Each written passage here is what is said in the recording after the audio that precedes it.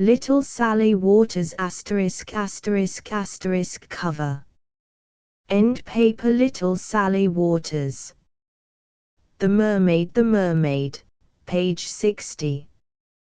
Title page. Little Sally Waters by Ethel Calvert Phillips with illustrations by Edith F. Butler. Sitting Dog, Boston and New York, Houghton Mifflin Company. The Riverside Press, Cambridge, 1926. Copyright 1926 by Ethel Calvert Phillips. All rights reserved. The Riverside Press, Cambridge, Times, Massachusetts. Printed in the USA. Children playing contents. I Sally's Garden Party 1-2. What Happened to Tilly Maud 15-3. Jolly Jack Tar 29-4. Tippy Goes Visiting 40v. Andy and the Mermaid 51-6. Mud Pies 62-7. A Present for Aunt B 75-8. What the Tide Brought in 85-9. The Periwinkle Family 98x. The Pink and White Apron 109-11. Little Red Riding Hood's Sister 121-12. 6 Brown Mice 135. Illustrations. The Mermaid Frontispiece. Jack Tar 32. After the Mud Pies 72. Little Red Riding Hood's Sister 132. Drawn by Edith F. Butler.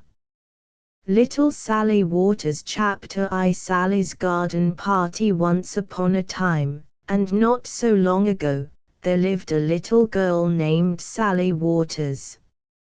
She was a merry, laughing little girl, with a lively twinkle in her bright blue eyes, a neat pair of dimples, one in each red cheek, and the sauciest little nose that has ever been seen.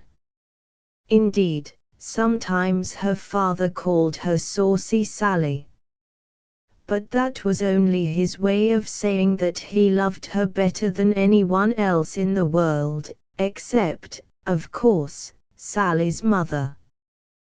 One bright summer morning Sally sat out on her doorstep in the sun. At her feet, half asleep, lay Buff, Sally's plump, yellow pussycat.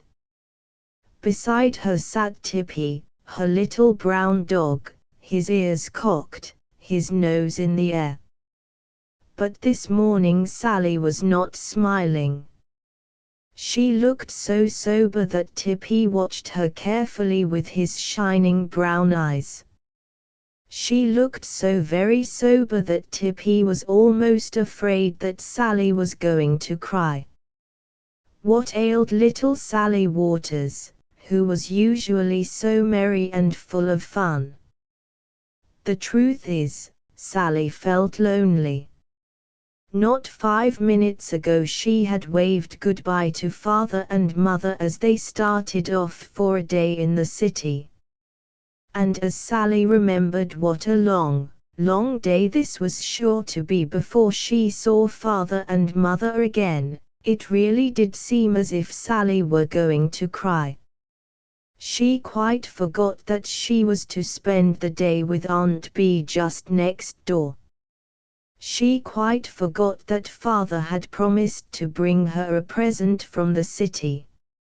She quite forgot that she had whispered to mother, with her very last hug, that she would be as good as gold all day long. All Sally remembered was that father and mother had left her. And a big round tear had squeezed itself from the corner of each eye and was actually rolling down her cheek when Tippy sprang up in the air with such a sudden, such a comical sneeze that Sally laughed out loud. Buff opened his sleepy eyes with a look of surprise that made Sally laugh again, while Tippy, seeing Sally's smiling face, jumped up and down on the doorstep, barking merrily the while. After her laugh Sally felt better, much better. We must go straight to Aunt Bee's, Tippy said she, drying her cheeks with the hem of her frock. She will be watching for you and me, I expect. Goodbye, Buff. Take good care of the house, unless you would like to come with us, too, she added politely. Sally knew that Buff usually chose to stay at home alone. So she was not at all surprised to see her pussy settle himself in a sunny spot and prepare to take a comfortable morning nap. Goodbye, Buff, said she again. Be a good pussy. And with a farewell pat, she and Tippy were off. Sally might have gone to Aunt Bee's through the garden and over the hedge. But instead she and Tippy walked down her front path and up Aunt Bee's just as if she were real company come to spend the day. As Sally had said, there was Aunt Bee waiting for them in the doorway. Come in, Sally, she began briskly, and help me make a cake.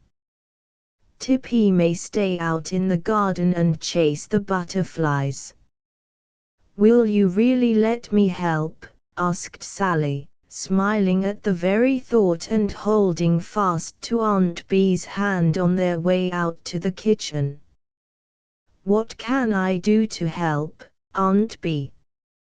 You can beat eggs, and butter pans, and watch, was Aunt Bee's answer, as she fastened an apron on Sally that reached from her neck to her heels. So first of all, Sally buttered pans with might and main. Then she spun Aunt Bee's little egg beater round and round and round until her bowl of eggs was as white and frothy as cream. Better than I could do it myself, Sally said Aunt Bee with a smile. Last of all she watched Aunt Bee mix the batter, and pour it into the pans, and shut it in the oven.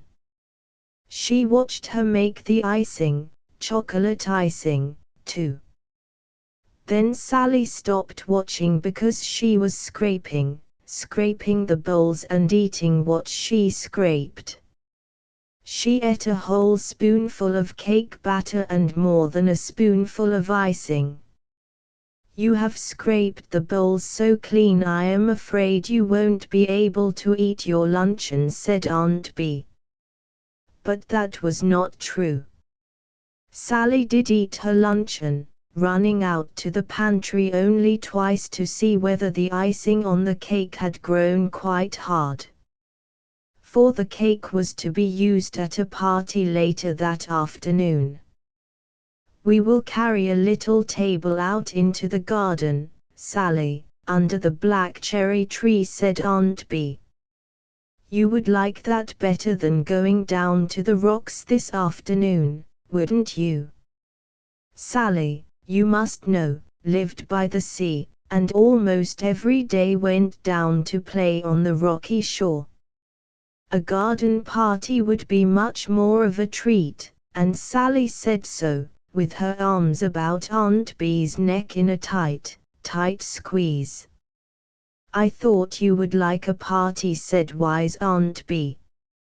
You shall set the table with the dishes I had when I was a little girl, and then you and I will sit down like ladies at tea and have the party. Sally pressed her hands together hard and smiled all over her round little face. This is the very nicest time I have had since Christmas, said Sally with a gay little hop. I think you are just as good as Santa Claus, Aunt Bee. Then Sally had a thought. Won't Tippy have any of the party? Asked Sally. Tippy. He shall have a bone, was Aunt Bee's answer. That is the kind of a party he will like, you know. So Sally went into the garden to tell Tippy all about the party. and as Tippy was still chasing butterflies, Sally in turn chased Tippy round and round, in and out the garden beds, until at last she and Tippy could run no more and sat themselves down on the doorstep to cool off and rest. Now the street upon which both Sally and Aunt Bee lived was a narrow street, a narrow, crooked little street that ran downhill to the sea with many a twist and turn. And across the way from Aunt Bee and Sally there stood a little house on the slope of the hill in which lived their friend Miss Neppy Lee. Miss Neppy was a little old lady who lived all alone, with not even a cat or a dog to keep her company. But early every summer Miss Neppy put a sign in her front window, a card that read rooms, and every summer Miss Neppy had a paying guest or two who stayed until the flowers had gone and the wind grew cold and autumn and winter were close at hand. Sally was always interested in Miss Neppy's roomers, as they were called. Very often the roomer would be a tall young man or a pretty young lady who, every day, with paint box and easel, would go down to the rocks at the end of Sally's street to paint pictures of the sea. They usually nodded and waved their hands at the little girl over the way who smiled at them from her doorstep in such friendly fashion. Roomers seemed pleasant people to Sally, and she wished with all her heart that Mother and Aunt Bee would put signs in their front windows and take roomers too. Now, as Sally sat in Aunt Bee's doorway, she glanced over at Miss Neppy's window, where last night the sign rooms had gleamed in all its black and white. And in a twinkling, Sally saw that the sign rooms was gone. Even more, as she looked, she saw Miss Neppy's front door open and a little girl slip out and seat herself on the doorstone. She was a small girl, not quite so tall as Sally. Her eyes were brown, a gentle brown, while Sally's were bright and blue. Her brown hair curled softly about her face, not at all like Sally's yellow mop that had to be brushed and brushed before it would even think of lying down. The little girl looked over at Sally and Sally looked over at the little girl. Then Sally smiled and the little girl smiled back. Next Sally waved her hand, and after waiting a moment as if to make sure that Sally meant her, the little girl waved her hand, too. Aunt Bee came round the corner of the house and Sally sprang off the doorstep to meet her. Aunt Bee whispered Sally in a loud voice, "Look over there. See that little girl on Miss Neppy's doorstep." Aunt Bee looked over at the strange little girl who was watching every motion Sally made. "She must have come to Miss Neppy's last night or this morning," said Aunt Bee. "She looks as if she were about your age, Sally." Sally was silent for a moment. Then she caught her aunt's hand in a sudden squeeze. "Aunt Bee, oh, Aunt Bee," exclaimed Sally. "Do you think that little girl could come to our party?" "Why, I think so," said Aunt Bee, laughing at Sally's eager face. "I will go over and speak to Miss Neppy about it." So over the way stepped kind Aunt Bee, and back she came, in a moment or two, leading the strange little girl by the hand. "Sally, this is Alice, Alice Burr," said Aunt Bee, "and she has come with her mother to spend the summer here at Miss Neppy's house. Now if you little girls will set the table, I will bring out the refreshments for our party."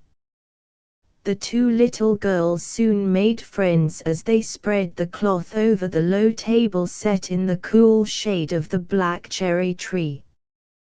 "Don't you think my Aunt Bee's dishes are beautiful?" asked Sally, setting out cups and saucers in a series of gentle thumps.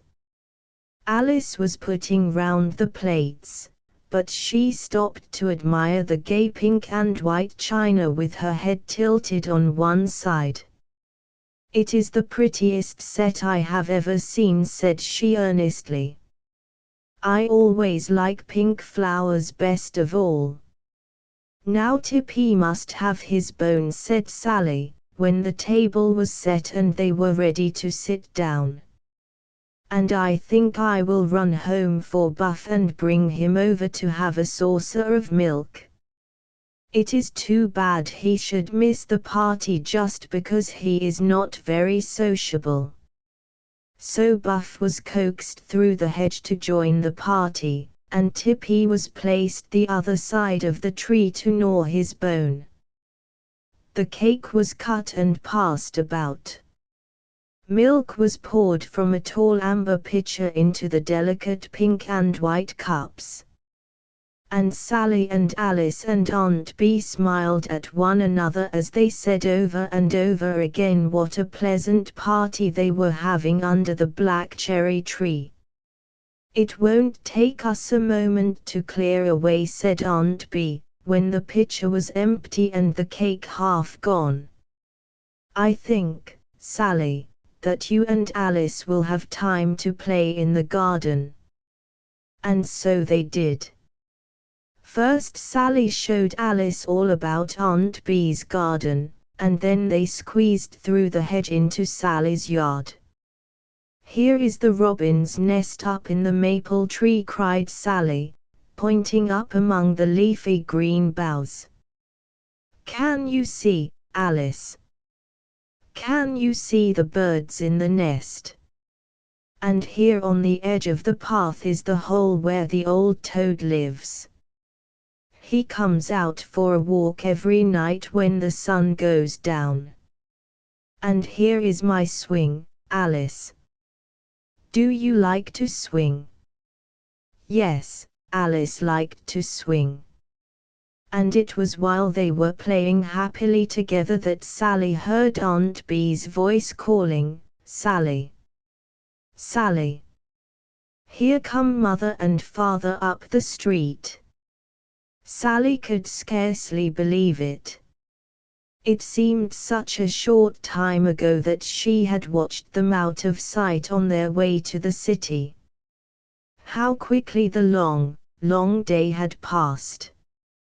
"I was good," Mother called Sally, dancing up and down and then running forward to fling her arms about Mother's neck. "I was as good as gold." "Did you bring me a present, Father?" "The present you promised you would." Of course Father had brought Sally her present, a pretty, white wooden dove, whose wings flapped merrily to and fro in the wind. Father fastened him outside the window in Sally's room where the breeze from the sea blew all day long. When bedtime came, Sally went to the window for a last peep at her little white dove, and there across the way in Miss Neppy's window stood Alice, in her nightgown, too, ready like Sally to creep into her little white bed. "Good night," Alice called Sally across the narrow street. "Come and play with me tomorrow, with my bird and dolls and everything." "Mother," said Sally solemnly, as she turned away from the window, "I don't know what I would do if Alice hadn't come to stay at Miss Neppy's this summer." Chapter 2 What happened to Tilly Maud? The first thing Sally heard the next morning when she opened her eyes was a splash and a drip and a splash. "It is raining," said Sally. "My new little dove will be drowned." But when Sally ran to the window, Her little white dove didn't seem to be minding the rain in the least. His coat glistened in the wet like silver, his black eyes looked blacker, his yellow bill more yellow, while his wings whirled briskly about in the damp wind as if the gay little fellow were really enjoying the rainy day. "I believe he likes the rain," Mother said Sally, "and so do I, if I may have Alice over to play with me." Sally's playroom was up in the attic. At one end were trunks and boxes and bundles. These belonged to Mother and were not to be touched. But the other end was Sally's own, and here were gathered all her toys and treasures, large and small. So up the steep attic stairs this rainy morning climbed Sally, followed by Alice from over the way, who held under one arm a gay picture book and under the other a plump, if somewhat dingy, rag doll.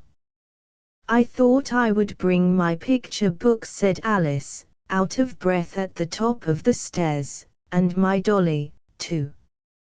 Her name is Tilly Maud. But let me see your toys first."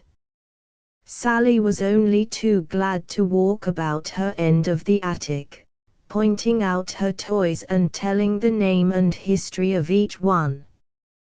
"Here is my rocking horse," said she, patting a shabby grey pony, who had lost most of his tail, but whose eyes still glistened brown and bright. "His name is Dapple Grey. And here are 3 of my children. They live in this shoebox. Their names are Dora and Nora and Flora, and no one can tell them apart but me." Dora and Nora and Flora were 3 little black-haired dolls with china heads and sawdust bodies. One was dressed in pink, and one in blue, and one in green. They sat in a stiff row and smiled sweetly up at Sally and Alice with their tiny red mouths. They all had shining, black eyes and round, red cheeks and black boots painted on their china feet. "They look just alike to me," said Alice. "I don't see how you ever know them apart." "I will tell you," answered Sally, "only remember it is a secret." She leaned forward and spoke softly in Alice's ear. "I know them by their clothes," whispered Sally. "Dora wears pink, and Nora wears blue, and Flora wears green. Isn't that easy? Now come and see my other dolls. They are asleep in the cradle." Sally led the way to a low, old-fashioned wooden cradle, quite large enough to hold a real baby or 2, and with a push set it swinging sleepily to and fro. "It is a really truly cradle," explained Sally with a nod of her head. "It was mine, and it was Mother's, and it was Grandmother's, too. But I use it for my dolls because we have no baby who needs it now." "We have no baby, either," volunteered Alice, "only Mother and me." "This is Nancy Lee," went on Sally, lifting from the cradle a doll dressed in a white midi blouse and dark blue bloomers. "She is made of wood. Captain Ball down the street made her. He has a little shop. See, she can bend her arms and legs, and she will never, never break." Nancy Lee was a sturdy, strong little doll made of wood from head to foot, with eyes of ocean blue and a neat row of yellow curls. Her back was as stiff as a poker, quite different from the floppy rag doll whom Sally now lifted from her bed. "Here is Paulina," said Sally, trying to straighten the dolly's drooping head. "She is as old as I am, and almost as worn out looking as your Tilly Maud. but I love her even if she is dirty and old. They are the best to sleep with, said Alice soberly. I have a white bed for my dolls at home. But all my toys are packed away, and I have only Tilly Maud with me here. This is my stove, and here is my doll house, went on Sally, moving round the room. Father made the house for me out of a big box last winter. And this sofa has a broken leg. It can't stay downstairs. So sometimes I play it is a ship, and sometimes a train. It is anything I like. Now what shall we play this morning, Alice? You tell first what you want to play. I would like to play house, said Alice promptly. I like house best of all. Tilly Maud is sick. She ought to go to bed. So is Paulina, returned Sally, well pleased with this idea. See how red her face is. She has measles, I think. And Dora and Nora and Flora ought to go to bed, too. Don't you think their faces are too red, Alice, to stay up any longer? It was quite true that the cheeks of Dora and Nora and Flora were as red as the reddest cherries that ever grew on a tree, and Sally and Alice were of one mind in thinking that these dollies must be very ill indeed. Let us put every one of them to bed together on the sofa, suggested Alice. So all in a row the sick and suffering children were placed on the old sofa and tenderly covered from the chill of the rainy day. On the end lay Tilly Maud, and next to her came Paulina, both of them long and limp and shabby, with toes that would stick out from under the coverlet no matter how often their nurses patted them down or tucked them snugly in. We will put Nancy Lee to bed, too, decided Sally, because she is sure to catch measles from the other children, even if she hasn't them now. So Nancy Lee, stiff and stubby, was snuggled down beside her sister Paulina. Then came the rosy Dora and Nora and Flora, still smiling sweetly in spite of being put to bed in high black boots and the only dresses they owned in all the world. Now they must have medicine, said Sally with spirit. Here are spoons. But we haven't any bottles. What shall we do? One can take a cup, answered Alice, who had been examining the stove and the little tin cupboard above it, and the other can use this little pail. So up and down the row of sufferers went Sally and Alice, armed with their spoons and pail and cup. They must have medicine every 2 minutes by the clock, said Sally, taking from the doll house the little grandfather clock and setting the tiny pendulum a swing. It is very thick and black medicine, said Alice, stirring round and round in her empty pail. I think thick and black medicine is the best, don't you? Always was Sally's answer, as she lifted poor Paulina to take her 10th dose. See how nicely Tilly Maud drinks her medicine. She doesn't even make a face, said Alice, smiling proudly down on helpless Tilly Maud, who looked as miserable as a dolly could. Paulina is not so good, I am afraid, said Sally, with a frown and a severe wave of her spoon. She doesn't want to open her mouth for me. Perhaps I shall have to hold her nose, next time. How can you, asked Alice, when she hasn't any nose? Shusha, said Sally. I only said that to make her behave. I don't think these children are getting well fast enough, Alice. You ride Dapple Grey for the doctor, and I will go downstairs for Tippy to come up and be the doctor for us." So Alice climbed on Dapple Grey and away she rode at a great pace to fetch the doctor, while Sally sped downstairs in search of Master Tip. Presently back came Sally dragging with her sleepy Buff.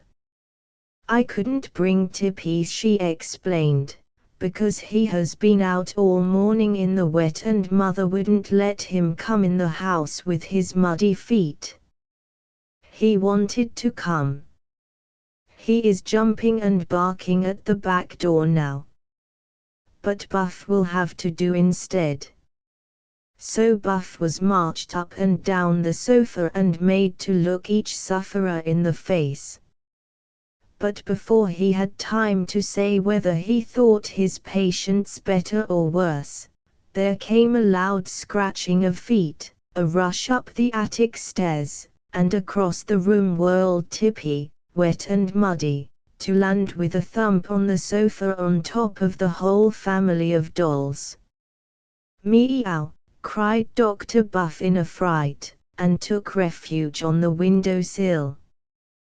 "Come down, Tip, come down," called Sally, stamping her foot, while Alice pressed her hands together in distress as she saw the pretty coverlay and the row of clean dollies splattered and spotted from one end to the other with mud. Come down," cried Sally again. But Tippy had not finished his morning's fun. He did jump down from the sofa. But as he jumped, he seized in his teeth poor plump Tilly Maud who lay on the end of the row, and with the dolly in his mouth, ran round and round the room. At this dreadful sight Alice hid her face in her hands. Sally called and stamped her foot. But Tippy cared not at all. He thought only of his fun. Now he stopped to thump Tilly Maud up and down on the floor. Now he threw her from him only to pounce upon her again. He ran to and fro, round about, with a look on his face just as if he were laughing. Sally said afterward, when she told Father all about it that night. Then Sally started downstairs to call Mother. When Tippy saw this, he rudely pushed past Sally on the stairs, and with Tilly Maud still in his mouth rushed like a whirlwind down through the house and out of the back door into the wet grass. Mother could scarcely believe her eyes when Tippy, shaking Tilly Maud, flew past her, followed by Sally, with a very red face, calling out, "Mother! Mother! Stop him! Mother!"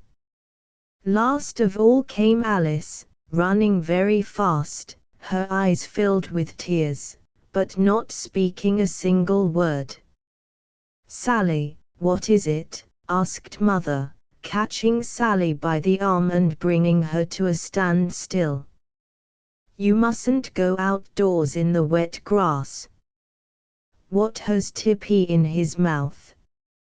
"He has Tilly Maud, Alice's doll," gasped Sally, her eyes big with excitement and her hair standing out all round her head. "Stop him, Mother, won't you? He has Alice's doll." "She is all I have," wailed Alice, finding her voice.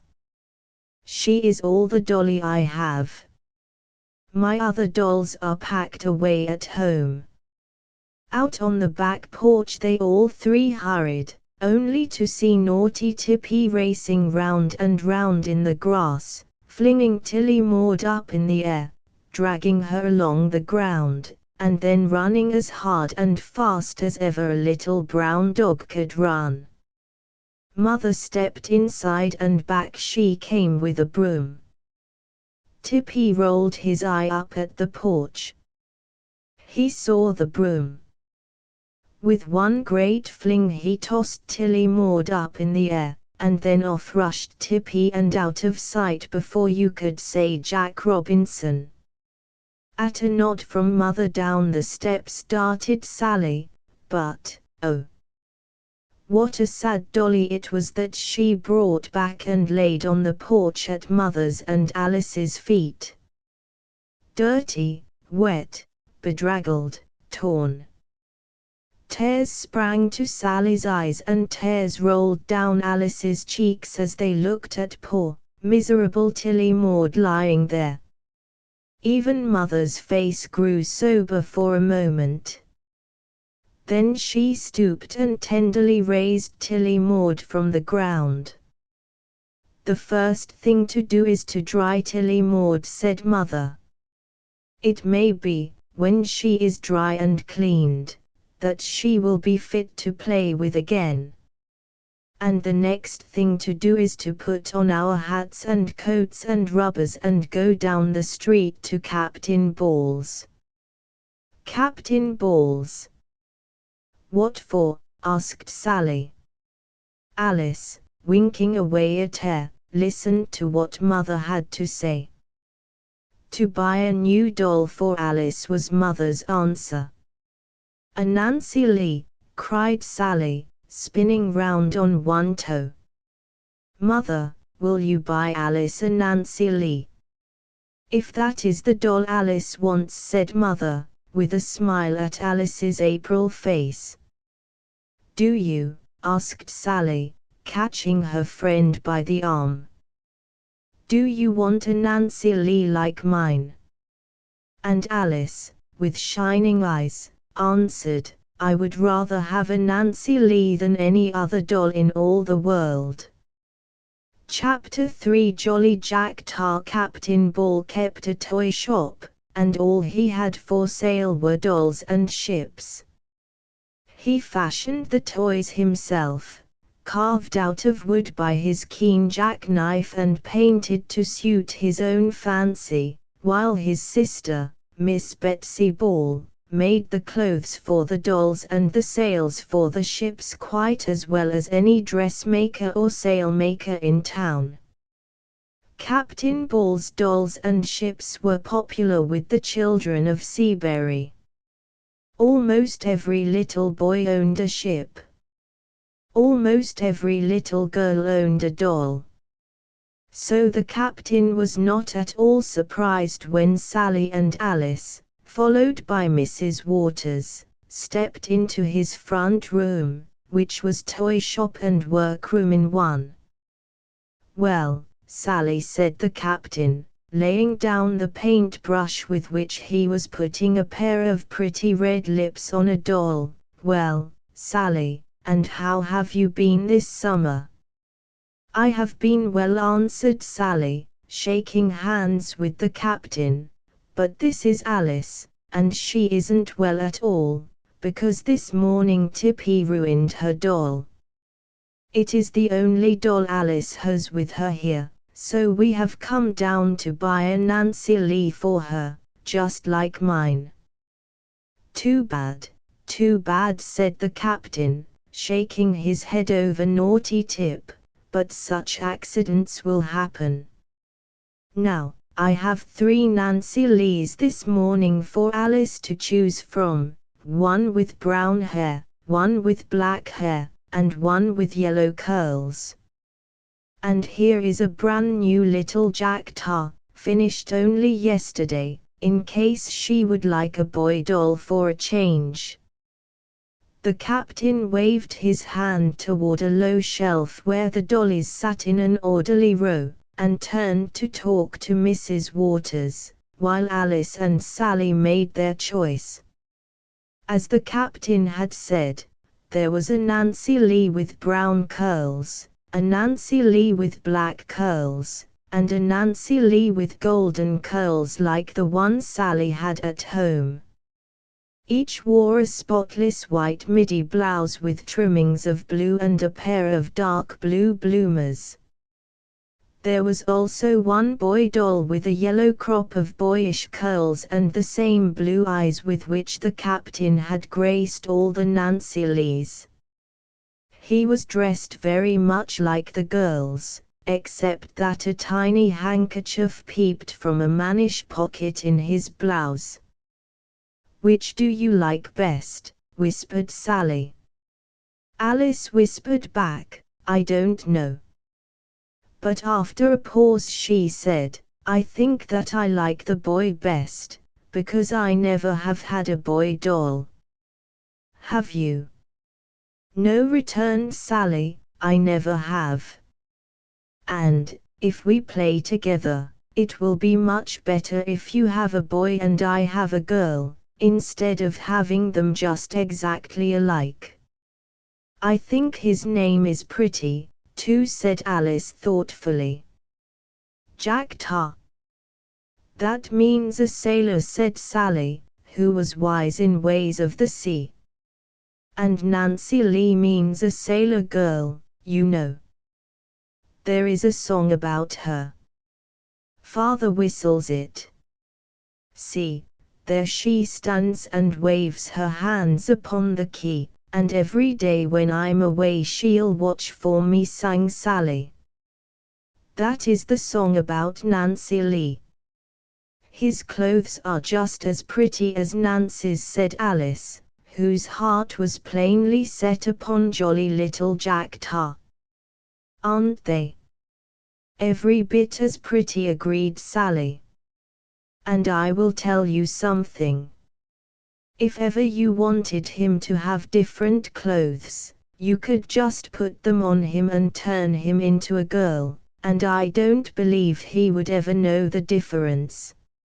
Only don't let him hear us talking about it."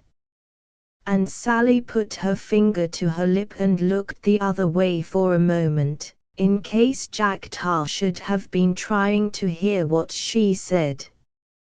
Jack Tar, Jack Tar. So Jack Tar was chosen to go home with Alice, and once the choice was made, the girls felt free to wander about and look at the captain's ships, of which there were every kind and color that a little boy would care to own.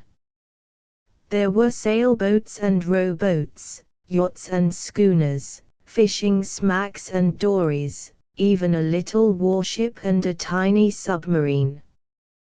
They ranged in color from gayest red and blue and yellow to the sober gray of the small man-o'-war. Before they were halfway round the room, Sally and Alice had almost begun to wish that they were little boys. "I could sail a boat as well as a boy," said Sally in a low voice. "So could I," returned Alice, "but I don't want to. I would rather play with Jack Tar." "Of course," agreed Sally in haste, "so would I. But perhaps some day Father will buy a ship for me, too." The rain had ceased. A watery sun was shining and patches of blue sky were showing here and there. As they stepped out of the captain's shop they could hear the noise of the sea rushing up among the rocks at the back of the captain's house. "Let us go home along the shore," Mother begged Sally. "Alice came only yesterday and she hasn't seen the ocean yet at all." So Mother and Sally and Alice, carrying Jack Tar, walked home along the rocky shore. The sea breeze blew their hair about their ears. The waves thundered up among the rocks and broke into creamy foam. The boats in the harbor danced up and down and bobbed about on the tossing gray water. Then, suddenly, the sun shone out, warm and golden, and turned the whole world into blue and white. Blue sky, blue waves, white boats, and great white clouds. "Oh, look, look!" cried Alice, standing quite still in pleasure at the beautiful sight. When the tide goes out and we can climb down among the rocks, we find all sorts of things in the little pools, don't we, Mother? Seaweed, and periwinkles, and little crabs, and jellyfish. Sometimes we go to the beach, and play in the water and dig in the sand and find shells, pink and lavender and blue. Oh, I am so glad that you have come to stay. And Sally squeezed Alice's arm so violently in her gladness that Jack Tar was only just saved from a tumble to the street. Once home, Mother went over the way to call on Miss Neppy and to meet Alice's mother, she said. So Sally with Nancy Lee, and Alice with Jack Tar walked up and down the street. Aunt Bee passed by on her way home from market, and stopped to hear all that had happened that day. She learned of Tippy's wrongdoing, of poor Tilly Maud's fate. She admired Jack Tar and agreed that he might be turned into a girl at a moment's notice, and without the least harm to his feelings, too. Really the most boyish thing about him is his hair, said Aunt Bee. And if he wore a little cap or a ribbon, I don't believe Captain Ball himself could tell whether he were Jack Tar or Nancy Lee. But I like him to be a boy, said Alice. I like a boy baby and a boy doll just as well as girls. And so do I, said agreeable Aunt Bee. Presently the dolls grew sleepy, or so their mothers said, and down on the doorstep, now dry in the sun, sat Sally and Alice, to give the children a nap. There is Buff, said Sally in a low voice, up on the window-sill asleep in the sun. I wonder where Tippy is, inquired Alice, whose tender heart held no wrath against Tip, especially now that little Jack Tar lay sleeping in her lap. I wonder, too, said Sally. Tippy!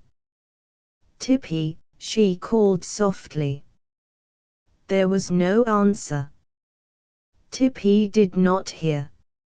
So putting Nancy Lee down on the edge of Alice's dress, Sally tiptoed off round the corner of the house. Alice heard her calling, Tippy! Tippy! Tip!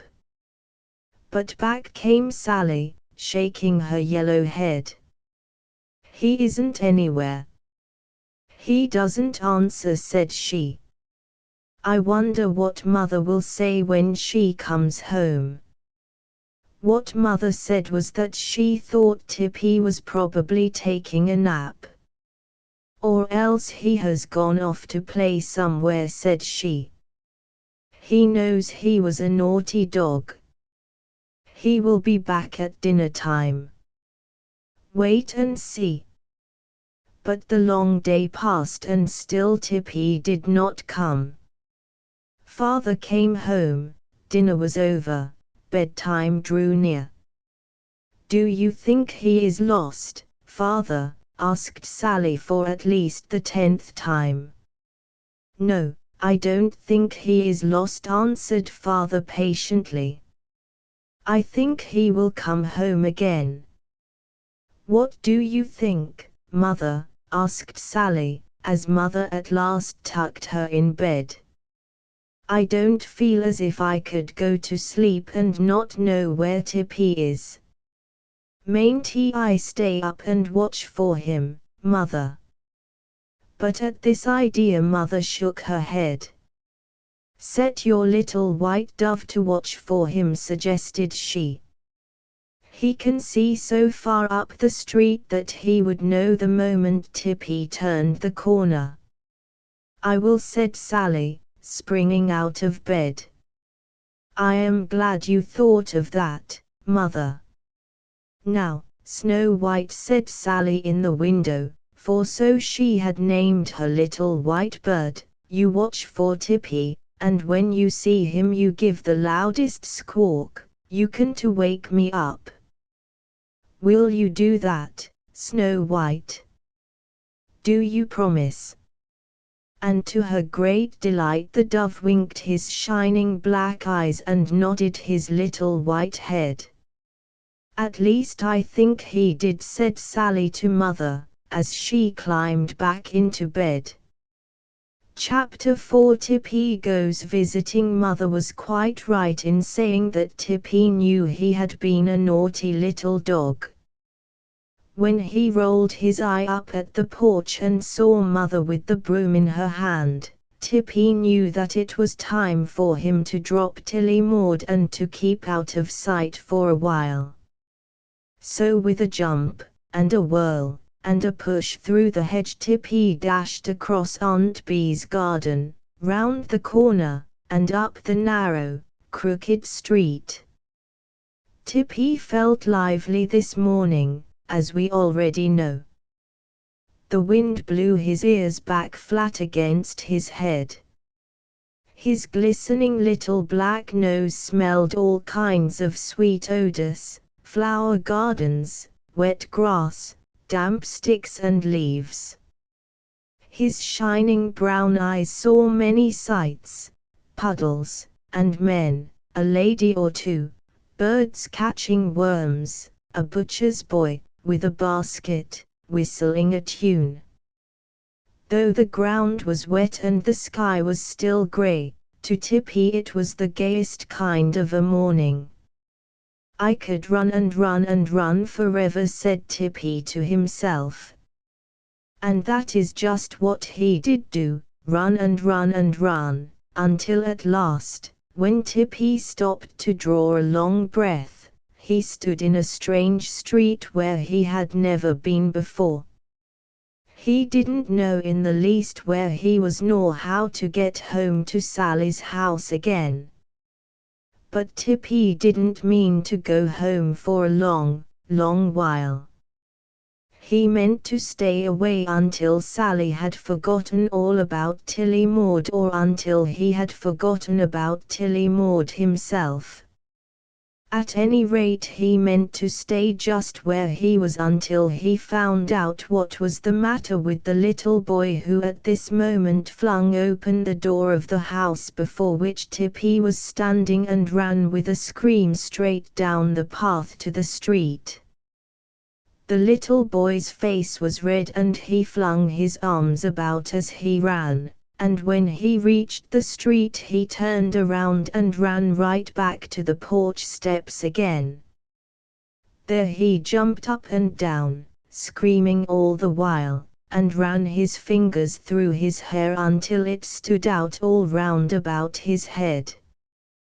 This was a tantrum, Tippy knew, because Sally sometimes had them, just like this. She, too, screamed and jumped up and down and even ran her fingers through her hair. "I shan't leave here until I find out what this tantrum is about," thought curious little Tip. And slowly, very slowly, he crept through the half-open gate and over the grass toward the wide porch steps. Now the little boy's mother had come out to him, and in the doorway, half hiding behind the door, there stood a tall, tall man. "Andy, stop crying and let me speak to you," said the little boy's mother. But Andy only screamed the louder and began to whirl himself round like a top. "Oh, Andy, stop, stop," said the little boy's mother again. "Oh, what shall I do with you?" Tippy knew very well what Sally's mother would have done, but he wouldn't have told, if he could. He didn't want to see Andy whisked off to bed, even though it would have cured the tantrum in a trice. But just then Andy found his voice. "I won't be sick," shouted Andy, still flinging his arms about. "I won't go to bed. I won't take medicine. I won't." I won't. I won't." When he heard this, the man behind the door poked his head out and spoke to Andy's mother. "Tell him he won't have to go to bed," he called in a loud voice. "Tell him that he won't have to take medicine, and that he won't be sick." "There, Andy, listen to what the doctor says," said Andy's mother. "You won't have to go to bed, you won't have to take medicine, and you won't be sick." At this good news, Andy stood still and stopped screaming. In the quiet, the doctor called again, "Keep him away from other children for a few days and tell him to forget that he has chicken pox. Tell him to play with that nice little dog standing there at his feet." Then the doctor disappeared, and Andy's mother followed him into the house. Andy looked down at Tippy and Tippy looked up at Andy, and that is how Andy and Tippy knew one another. Next, Andy sat down on the steps, and after Tippy had barked 2 or 3 times just to show that he was friendly, he snuggled up close to Andy's side. "Good doggy," said Andy, patting Tip. "Good doggy. Good dog." This was very pleasant for Tip to hear. Sally surely would not call him good doggy this morning, if he were at home. So wagging his tail as hard as ever he could, Tip made up his mind that he would pay Andy a little visit. "I won't stay too long," thought Tip to himself, "just long enough to make Sally glad to see me when I do go home." Now Tippy meant only to spend the afternoon. He didn't have a notion, I am sure, of staying all night and sleeping out of his little basket, lined with a shawl, that stood on Sally's back porch. If you had told him that it would be 4 whole days before he would see Sally's friendly, rosy little face again, he would have been the most surprised little brown dog that ever wagged a tail. But this is how it happened. To begin with, as they sat on the porch steps, Andy told Tippy why he had had a tantrum. And when Tip knew all about it, he wagged his tail and looked up into Andy's face as if he would say that really you could scarcely blame Andy after all. "We came here to the country yesterday," said Andy, gently pulling Tip's ears, "and I have a pail and shovel, and a bathing suit, blue and white. I am all ready to play and dig in the sand. Mother and I were going down to the beach this morning the very first thing. But when I woke up I was covered with little red spots like this." Sure enough, there were the red spots, ever so many of them. Andy eyed them rather proudly and then went on with his story. "So Mother sent for the doctor, and when he said I had chicken pox I just couldn't stand going to bed now when I want to play. But if I don't have to go to bed you and I can have some fun together, Bounce. I am going to call you Bounce. Perhaps we can go to the beach. Let's go and ask Mother. Here, Bounce. Here, Bounce." And Andy and Tip, who didn't at all mind being called Bounce, ran into the house to see whether they might not go down to the beach. But though Andy need not go to bed and might play as much as he wished all day long, he was not permitted to leave his own front yard. And as Andy would not allow Tippy out of his sight, it followed that Tippy was forced to stay inside the front yard, too. There was a tall, white fence all about the yard, over which Tippy could not jump, and at night he slept on the floor beside Andy's bed. He did not forget Sally. Oh, no. But the days slipped by as he romped and played and tumbled about with Andy, who would never have known that he was ill with chicken pox if it had not been for the little red spots.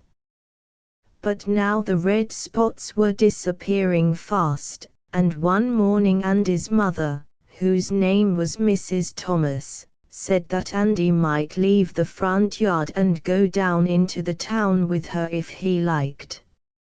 And Bounce must come, too. So Bounce, or Tippy, was fastened to a string, and pulling and tugging in a way that made Andy run far more than he walked, the little brown dog led the way down into the town. For as soon as Tippy had walked along a street or two, he knew where he was and felt at home. And the farther they walked and the nearer they drew to Sally's house, the more at home he felt.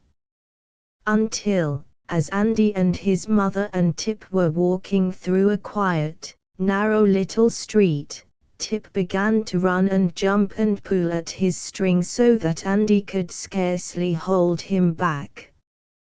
Then, suddenly, he halted, with a jerk, before a grey house that stood on the side of the hill in the midst of a gay flower garden, and opened his mouth in the loudest, sharpest bark that Andy had ever heard him give.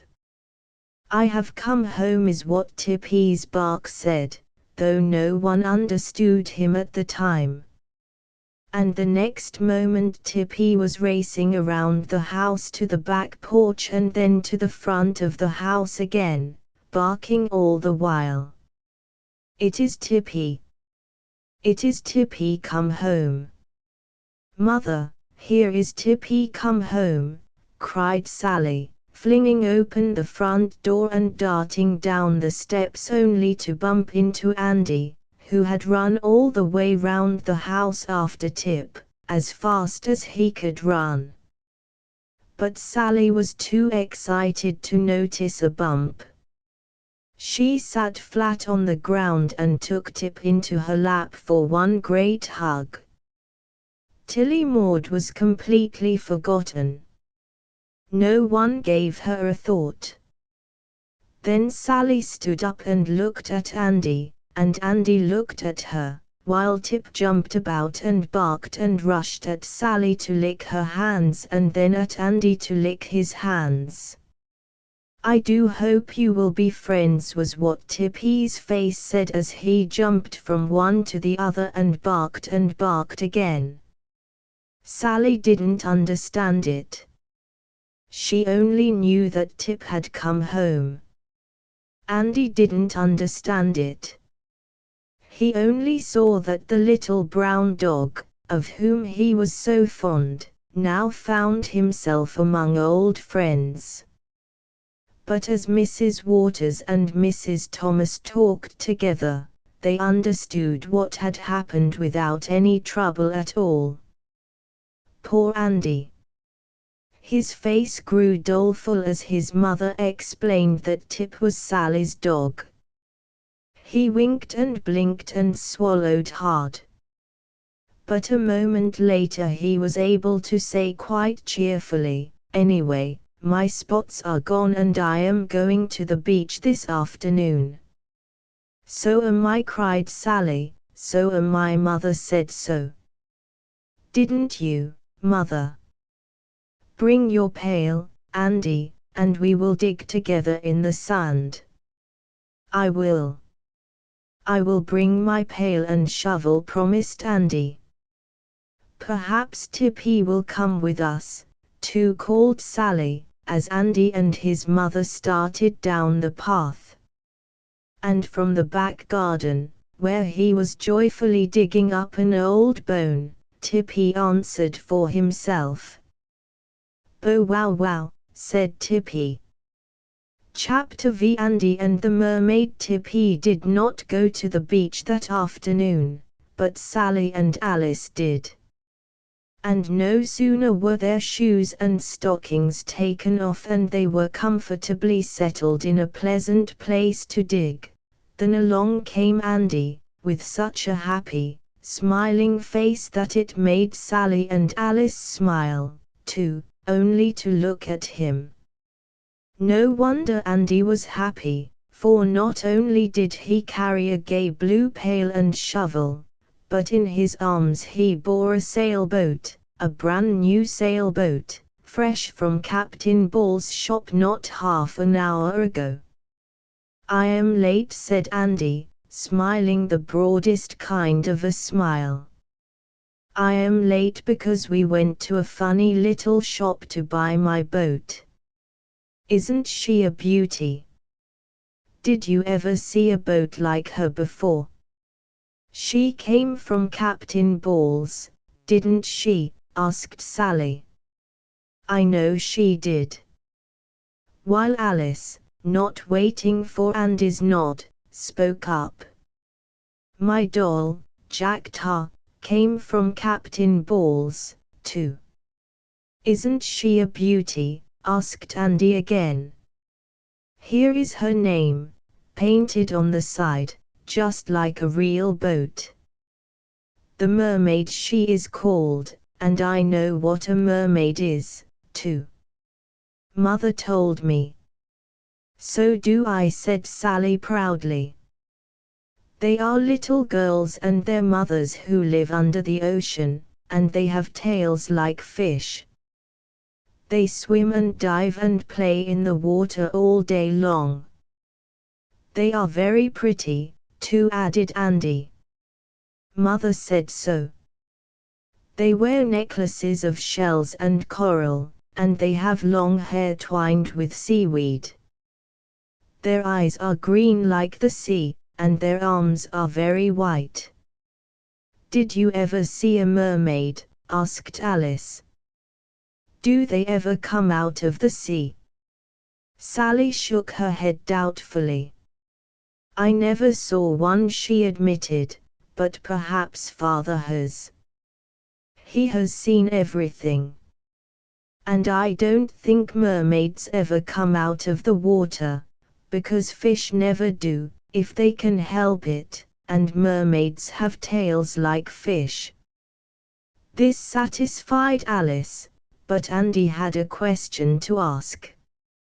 "Aren't there any little boy mermaids like me?" asked Andy. "There are men," said Sally. "Mermen, you call them, but nobody seems to think much about them. Let's sail your boat, Andy. Have you a string?"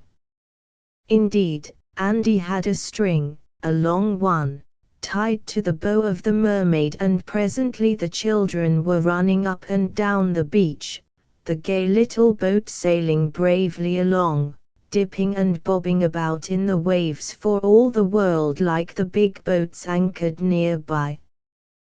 The mermaid was a bright little red and white sailboat, with her name standing out strongly in green. The captain liked gay colors, you see, and so did the little boys who bought his boats.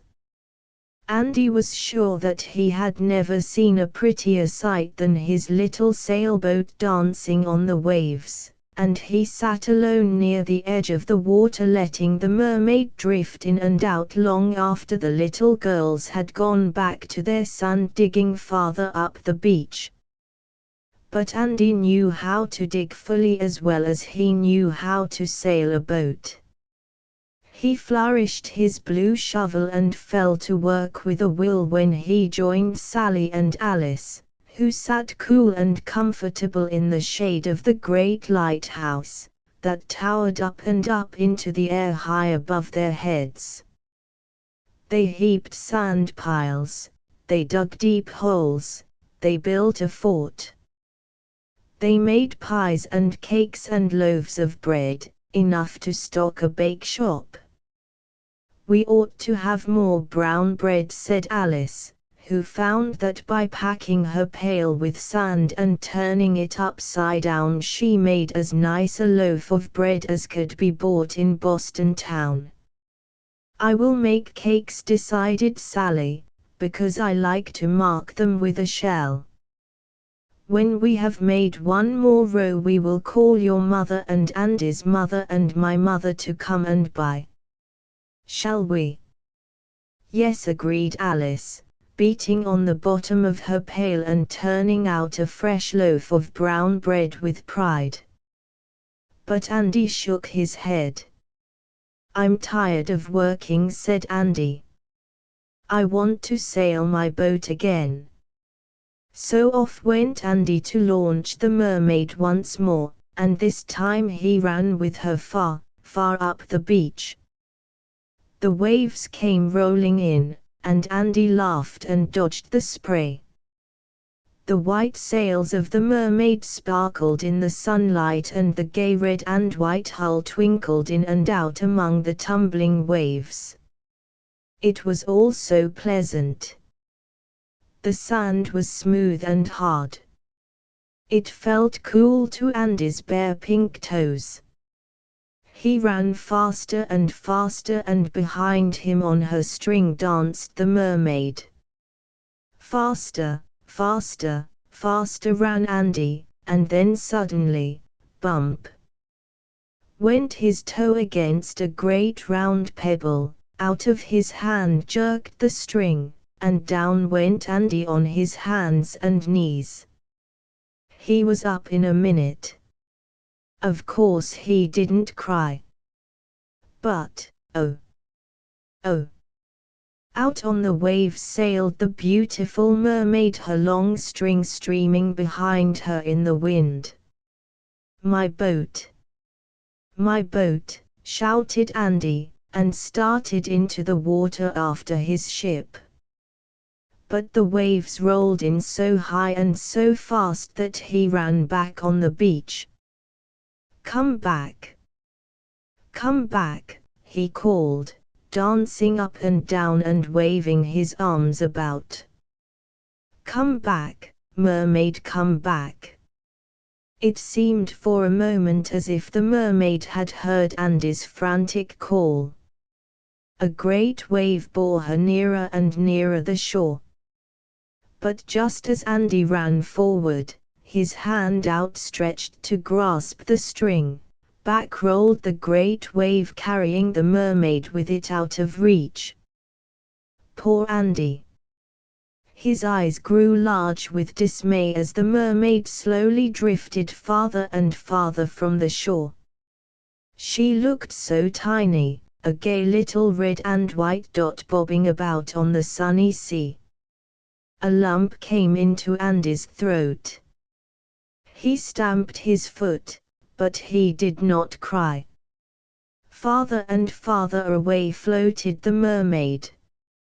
Now a wave would hide her from sight, now she would rise, gleaming red and white, only to sink from view again. "Goodbye," called Andy, the lump in his throat so big he could scarcely speak. "Goodbye, mermaid, goodbye."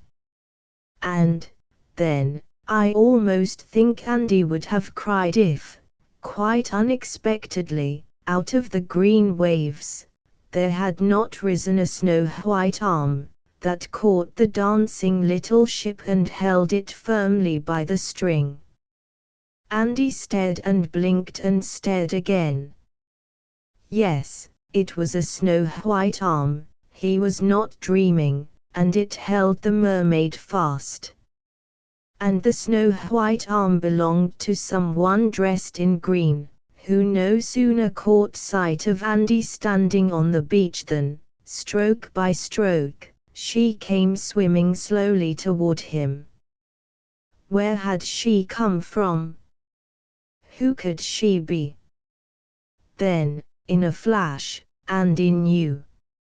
It was a mermaid, a kind, thoughtful mermaid, rising from her home under the sea to bring back his little ship to him again. Nearer swam the mermaid, stroke by stroke. Nearer danced the little boat, growing more beautiful, more red and white and green with every wave. and brighter grew Andy's face until, when he and the mermaid were near enough to look into one another's eyes, Andy wore a smile as bright as the glowing sun that shone above them in the sky. When the mermaid saw Andy's smile, she smiled, too, a lovely smile, Andy thought, and waved a white hand to him in greeting. She was now so near shore that she was halfway out of the water, and Andy could see that she was a green mermaid, just the color a mermaid should be, of course, with a little green cap that fitted tightly over her head. Andy didn't notice whether or not she wore a string of shells about her neck, and of course he couldn't see her tail because she was in the water up to her waist. "Is this your boat, little boy?" called the mermaid. She had a sweet voice, as soft as the rush of waves on the shore in the early morning, and when she shook the water from her eyes it fell all round about in silver drops as water would do for no one but a mermaid, Andy felt sure. "Yes, it is my boat," answered Andy, finding his voice at last. "I fell down and dropped the string and she floated away." "I thought it was yours," said the mermaid. "She is a beautiful boat." And with a strong push the mermaid sent the little boat sailing toward Andy and up on the beach at his feet. She waited until Andy held the boat in his arms. Then with a farewell smile the mermaid turned and swam swiftly away. "Thank you," called Andy, remembering his manners. "Thank you, mermaid." A wave from a white hand was his only answer, and in a moment the little green cap was lost to Andy's sight in the moving green water. "She has gone down home to tell the little mermaids about it," thought he. "I must go and tell Mother and Sally and all of them about it, too." Sally and Alice, surrounded by loaves of Boston brown bread, by pies and cakes, were slowly putting on their shoes and stockings when Andy, hot and out of breath, came running toward them. "Oh!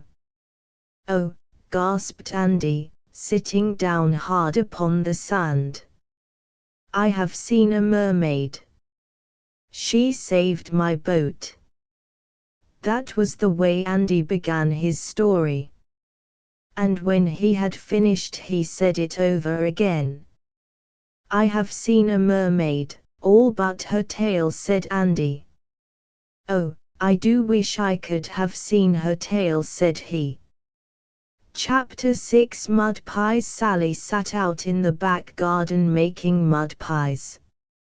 "Sand pies are cleanest," said Sally, "but mud pies are rich." Indeed, they were rich-looking pies that Sally had spread on a board before her in the sun. Some of them were ornamented with tiny white pebbles, some of them were crimped round the edges like a real crusty pie. But all of them were as smooth as patting could make them, because patting was the part of mud pie making that Sally liked best of all. "I like to mix and I like to stir," said Sally, "but, oh, I love to pat." This morning it looked as if Sally had done a great deal of patting. Her hands were black and sticky and her romper was well spattered all up and down the front. But how could Sally help this when she was stirring up a great bowl full of thick brown mud? "I will make a big cake, I think, for Paulina," decided Sally. "Perhaps it will be a birthday cake with little sticks for candles." So round and round in the battered bowl went the old tin spoon, and out of Sally's little blue watering can came the water in a lively shower. Sally stirred and added more dirt. It is too thin, said Cook Sally. It is like jelly. I shall have to dig more dirt from this hole. But before Sally could even turn round, she heard Mother's voice calling. Sally! Sally! Down went the spoon and up rose Sally. It was too bad to be interrupted, but when Mother called there was nothing to do but to go. Well, Cookie, said Mother from the back porch steps. You do look like Black Dinah. For by this time there were smudges of mud on Sally's cheeks and even on the tip of her nose. It is a birthday cake for Paulina, explained Sally. Mother, would you put pebbles on it for trimming or candles of little sticks? You won't have time to make the cake this morning, Sally said. Mother, you know I am going to have company at luncheon, and you must be washed and dressed at once. Yes, Sally remembered that Mother had told her of the two friends who were coming from the city today to have luncheon with Mother and Aunt Bee. Sally herself was to sit at the table and was to be as quiet as a mouse and as polite as a lady. Those were Mother's own words, and Sally meant to do just what Mother said. What dress am I to wear? Asked Sally, as scrubbed and brushed, she stood waiting for Mother to slip her frock over her head. It really doesn't matter what dress you wear, answered Mother, stepping into Sally's closet, so long as you yourself are clean and good. If it doesn't matter, then, replied Sally, I think I should like to wear my new white dress. I think it is the very prettiest dress I have ever seen. So Mother, laughing, Sally didn't quite know why, put on the new white dress, and Sally soon settled herself on the back steps to wait for the guests to arrive. Mother and Aunt Bee were going to the train to meet them, and Sally was to take care of the house until they came home again. But I will lock the doors, said Mother, so that you won't have to think of the house. Then, if you grow tired of sitting on the steps, you may go and swing, if you like. But keep yourself clean, Sally said. Mother, in a warning voice, keep yourself clean. I will, promised Sally earnestly, I will. So Mother and Aunt Bee, who, like Sally, was dressed in a pretty new white frock, rode away in Aunt Bee's little car, and for a long time, perhaps as much as 2 minutes, Sally sat still on the steps. Then she stood up and practiced making a curtsy. This is the way I will do when the ladies come, said she. She sat down again and wished that the door were open, so that she might bring Paulina out to hold on her lap and talk to her for a while. I could tell her about the birthday cake, thought Sally. Oh, I wish I could get in the house and bring her out. Sally stood up and pulled at the screen door. It was firmly hooked, and the wooden door behind it was locked, Sally knew. The front door is locked, I am sure, said she to herself. What shall I do? I know. I will just walk down and look at my pies. I won't touch them, not even with my little finger, for Mother said to keep clean. But it can't do any harm to look at the pies, can it? Just to look at them, you know. Oh, Sally, Sally. If only the big brown and gold bumblebee, humming over the roses, could have droned, Sally, keep away from those mud pies. If only the birds, flying high in the sky, could have chirped, "Sally, keep away from those mud pies."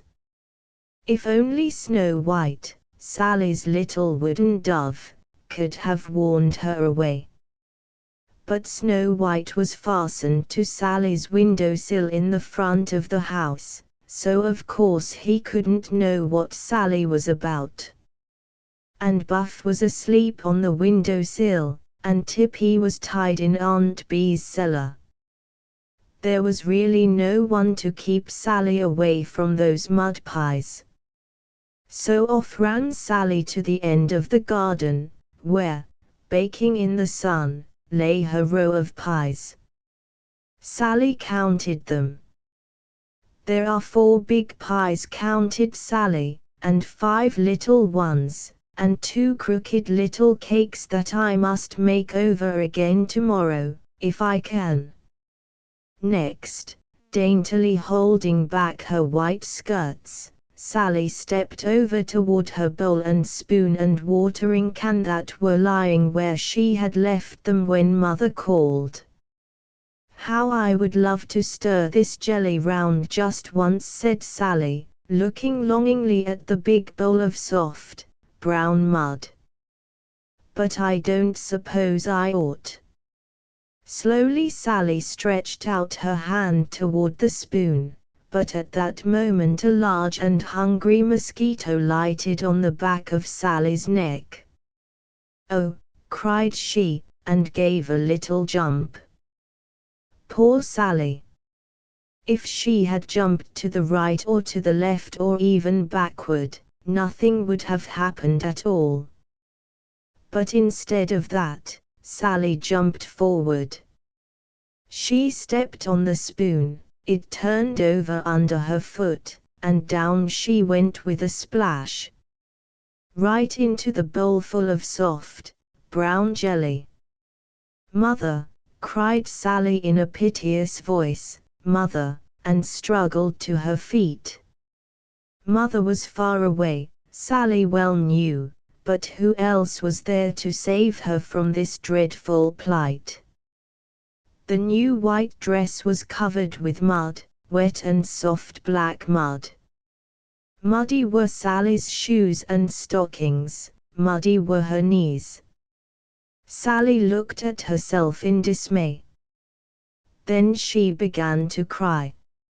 She put her hands up to her face, she cried and rubbed, she rubbed and cried. And when Sally put her hands down, you could call her nothing but a black amour. Instead of a pink and white little girl, dressed in a fresh white frock, there stood in Sally's back garden a black child, only faintly streaked with white, who stood first on one foot and then on the other, because she simply didn't know what else to do. Where could she go? Who would help her? What would the company think? And what, oh, what, would Mother say? At the thought of Mother, Sally fairly danced up and down. "Oh! Oh!" wailed Sally, remembering how Mother had told her to be as quiet as a mouse and as polite as a lady. "Oh! Oh! Oh! How could a wet, uncomfortable black amour be as quiet as a mouse and as polite as a lady? It simply couldn't be done. I really do not know what would have happened next if, just then, Sally had not heard someone unlocking the back door. Then came Mother's voice calling, "Sally! Sally!" Sally didn't stir. She was hidden from the house by a great forsythia bush, whose branches, long and slender, trailed upon the ground. Mother called once more and then went into the house. Presently, out came Aunt Bee, in her pretty white frock, looking for Sally. She walked down to the swing, no Sally there. She stood still and looked about her. Sally made herself as small as ever she could. But did Aunt Bee catch a glimpse of her behind the bush? At any rate, Aunt Bee turned and came straight toward Sally. And what do you think Sally did? Down on the ground she went in a little heap and crawled under the forsythia bush. There she rolled herself into a ball and waited. Nearer came Aunt Bee, nearer and nearer, until she reached the bush. Sally could feel her stop and look at the mud pies in a row, at the overturned bowl, at the great muddy spot in the grass. Then Aunt Bee stooped and looked under the bush. For a long time she didn't say a word, and Sally kept her head down and her eyes shut tight. At last Sally opened one eye. She stole a glance at Aunt Bee. Aunt Bee's face was very red, and Sally couldn't tell whether she were going to laugh or to cry. Either way it would be dreadful. It would break Sally's heart to make Aunt Bee cry, but she simply couldn't bear it if Aunt Bee should laugh at her when she was in such trouble. So Sally herself began to cry again. It was the only thing she could think of to do. Then Aunt Bee spoke. She was neither laughing nor crying, and her voice was very gentle indeed. "Sally, don't cry," she whispered. "Don't let Mother hear you cry. She is going to have such a nice party today. You and I will slip into the house. We won't let anyone see us. And I will put clean clothes on you as fast as I can. Come, Sally, come." Aunt Bee held out her hand with such a sweet, inviting smile that Sally, miserable as she was, scrambled out from under the bush and hurried on tiptoe after Aunt Bee into the house. Up the back stairs they went as quiet as could be. Mother and her friends, talking busily together, did not hear them at all. And once safely upstairs, Aunt Bee's fingers were so nimble and Sally stood so still that, in less time than you might think, she was turned from a black amour into a pink and white little girl again. After the mud pies, Mother opened her eyes in surprise when Sally came walking into the room wearing a pink frock instead of the new white dress, but she didn't ask any questions, not a single one. So Sally made her curtsy, as she had planned to do. And at the luncheon table she was as quiet as a mouse and as polite as a lady, just as Mother had said. When the party was over and the guests were gone, Sally sat on Mother's lap and told her all about it. "I felt dreadfully to spoil my new white dress," Mother said Sally, when the story was ended. "But I remembered what you said, that it didn't matter what dress I wore so long as I was clean and good." "Do you know who I think was good today?" asked Mother, looking down into Sally's upturned face. "Someone who was ready for a party in her new white frock, and yet who washed and dressed a muddy little girl so that she might come to the party, too." "Aunt Bee," said Sally quickly. "Aunt Bee. She was good. She was the best in the world." "I think so," said Mother. "And so do I," said Sally. Chapter 7: A Present for Aunt Bee. Sally was planning a present for Aunt Bee. "I want to give Aunt Bee a present because she is so good," said Sally, "but I haven't anything to give. I could give her my blue handkerchief, I suppose, only it has washed almost white. Or perhaps I might give her the little thimble in my workbox, because I don't like to sew very well.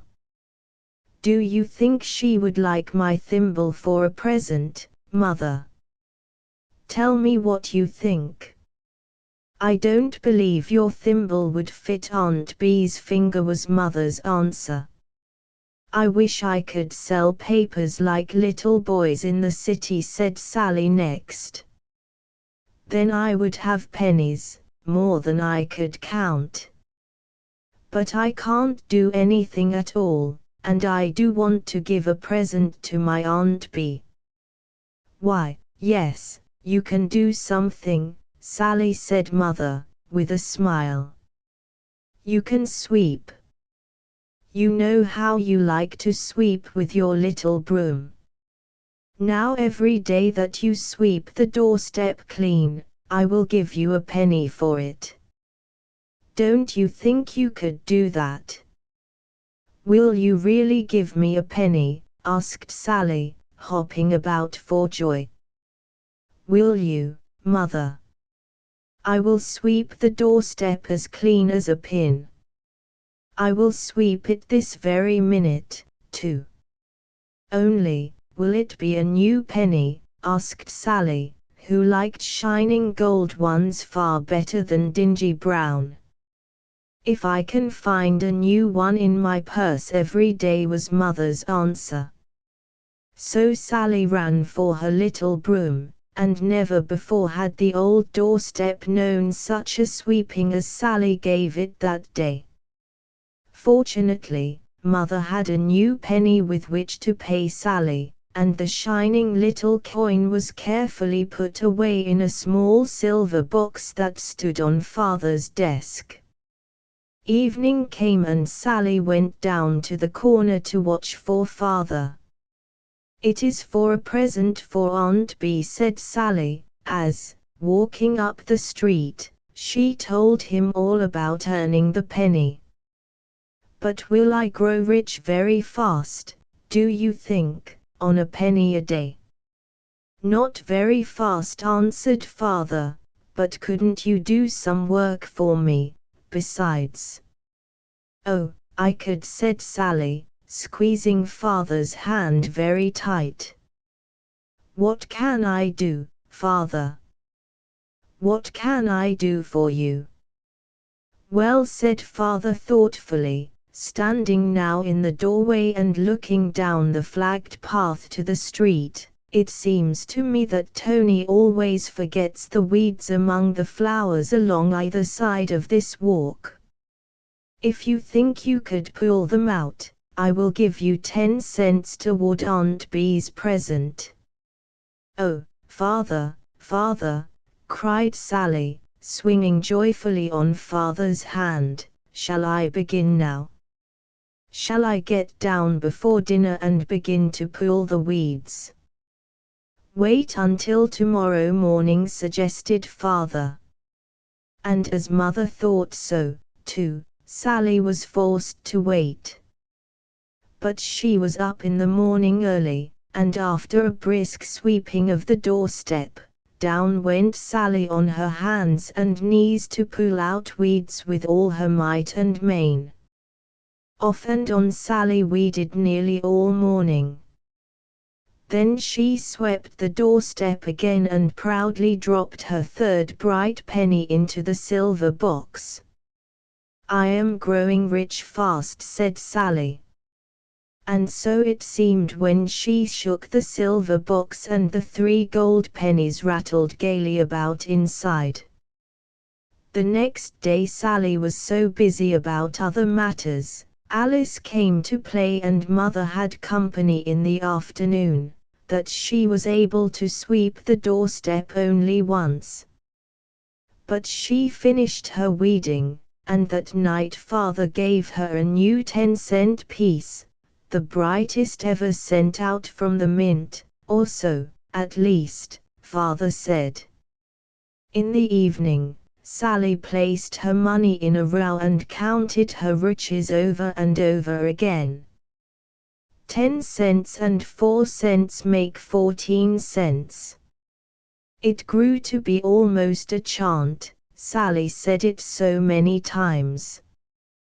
"Tomorrow morning I will sweep the doorstep again and earn another penny," said she. "That will make 15 cents, and 15 cents is enough to buy anybody a present, I think."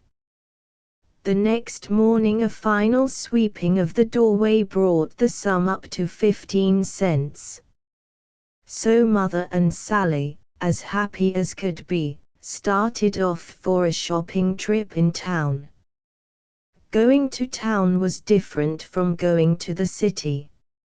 A trip to the city meant a ride on the train, rather a long ride, and a homecoming so late that after supper you must go straight to bed.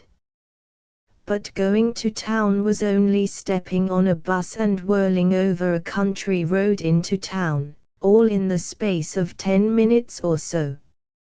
Mother had a few errands to do, and Sally liked shopping so well that she did not grow at all tired of watching Mother select blue and white wool to knit perhaps a scarf or a sweater she was told. Mother bought buttons, too, and thread, and a new pair of shears, sharp and shiny. Then her errands were done, and it was time for Sally to select her present for Aunt Bee. "Hadn't I better go to the 5 and 10 cent store?" whispered Sally, who well knew how many delightful articles might be purchased for very little money in a scarlet and gold 5 and 10 cent store. Indeed, once inside the store, there were so many objects that Sally was sure Aunt Bee would like, that it was really a difficult matter for her to make her choice. Mother was patient and allowed Sally to wander about as long as she wished, and at last her choice was made. "Will Aunt Bee like these, do you think?" asked Sally, smiling upon her purchases with pride. And Mother, carefully looking them over, answered, "Yes, I think she will." "You see," explained Sally, "I bought this little duck for 5 cents because I thought he would look pretty floating in Aunt Bee's white glass flower bowl. He can sail under the flowers, you know, and in and out of the stems. And this little pink baby is made of soap. Would you ever think it, Mother? It looks just like a real baby to me. I thought Uncle Paul would like to see it smiling at him when he comes home at night and washes his hands. He so often wishes that he had a little girl like me, and a baby is much nicer than a little girl, I think." Yes, Mother agreed with Sally that Uncle Paul could not fail to like this present. The soap baby cost 5 cents, and that left me another 5 cents, went on Sally. "So I bought this big, thick stick of pink and white peppermint candy, all wrapped up in shiny paper, too. Aunt Bee likes peppermints. She almost always can find one for me when I go over to see her. Are we going straight home now, Mother? I want to give my presents to Aunt Bee as soon as ever I can." So the moment Sally reached home, she ran over to Aunt Bee's with her hands full of presents. And never was anyone more surprised than Aunt Bee when the parcels were tumbled into her lap and she was told that they were all for her. open them," cried Sally, "and tell me which you like the best. I think they are all pretty, the prettiest presents I ever saw." When Aunt Bee untied the string, bright green string, Sally was glad of that, and took off the paper. She thought just as Sally did, that they were the prettiest presents she had ever seen. "You must put the duck in the water," Sally, said she, leading the way into the house. So Sally did. And away floated Master Duck under the pink roses, looking as much at home as if he had spent all his days in Aunt Bee's white glass bowl. Let us go upstairs and stand the soap baby where Uncle Paul will see him the first thing tonight, said Aunt Bee next. Do you mean him to wash his hands with the baby, or is he only to stand and smile at Uncle Paul? Sally placed the pink baby on the edge of the wash basin where Uncle Paul would be sure to see him. I think, said Sally thoughtfully, that tomorrow he may wash his hands with the baby, but that the baby ought only to smile at him tonight. I think so, too, agreed Aunt Bee. Now suppose we go down on the porch and break the peppermint stick and eat it. Oh, said Sally, wouldn't that be nice?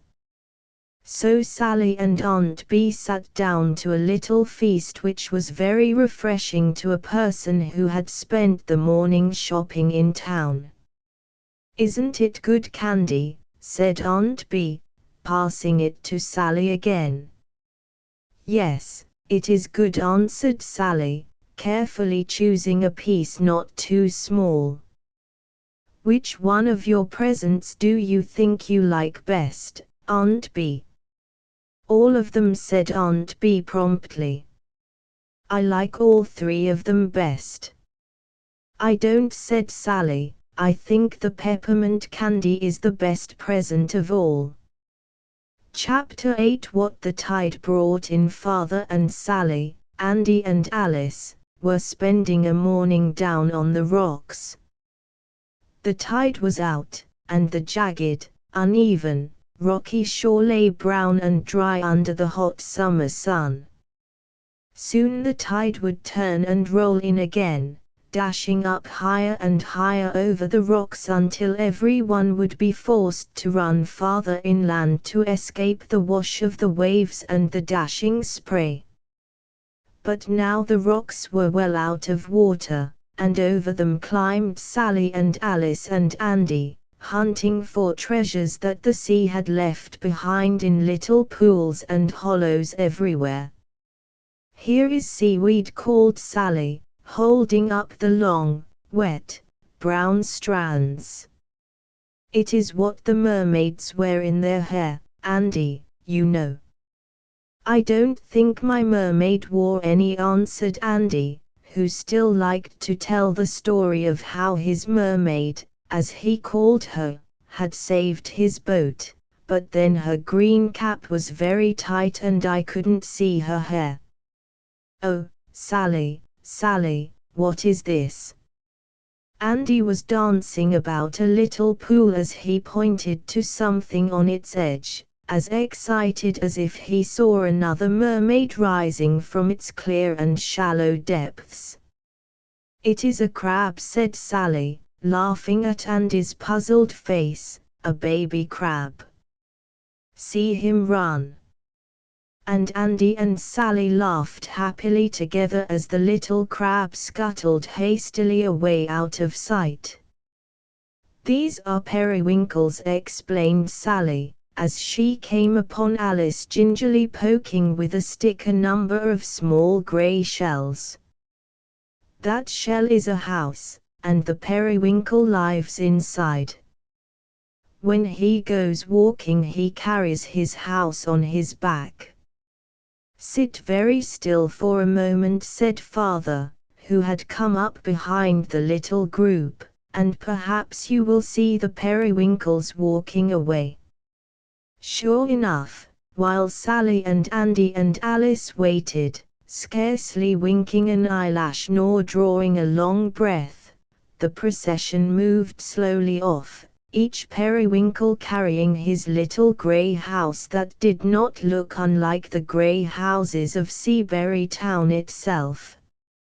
If they were walking in the sand, each one would leave a little track, wouldn't he, Father? Said Sally, blowing upon the slowly moving houses as if to make their tenants hurry along.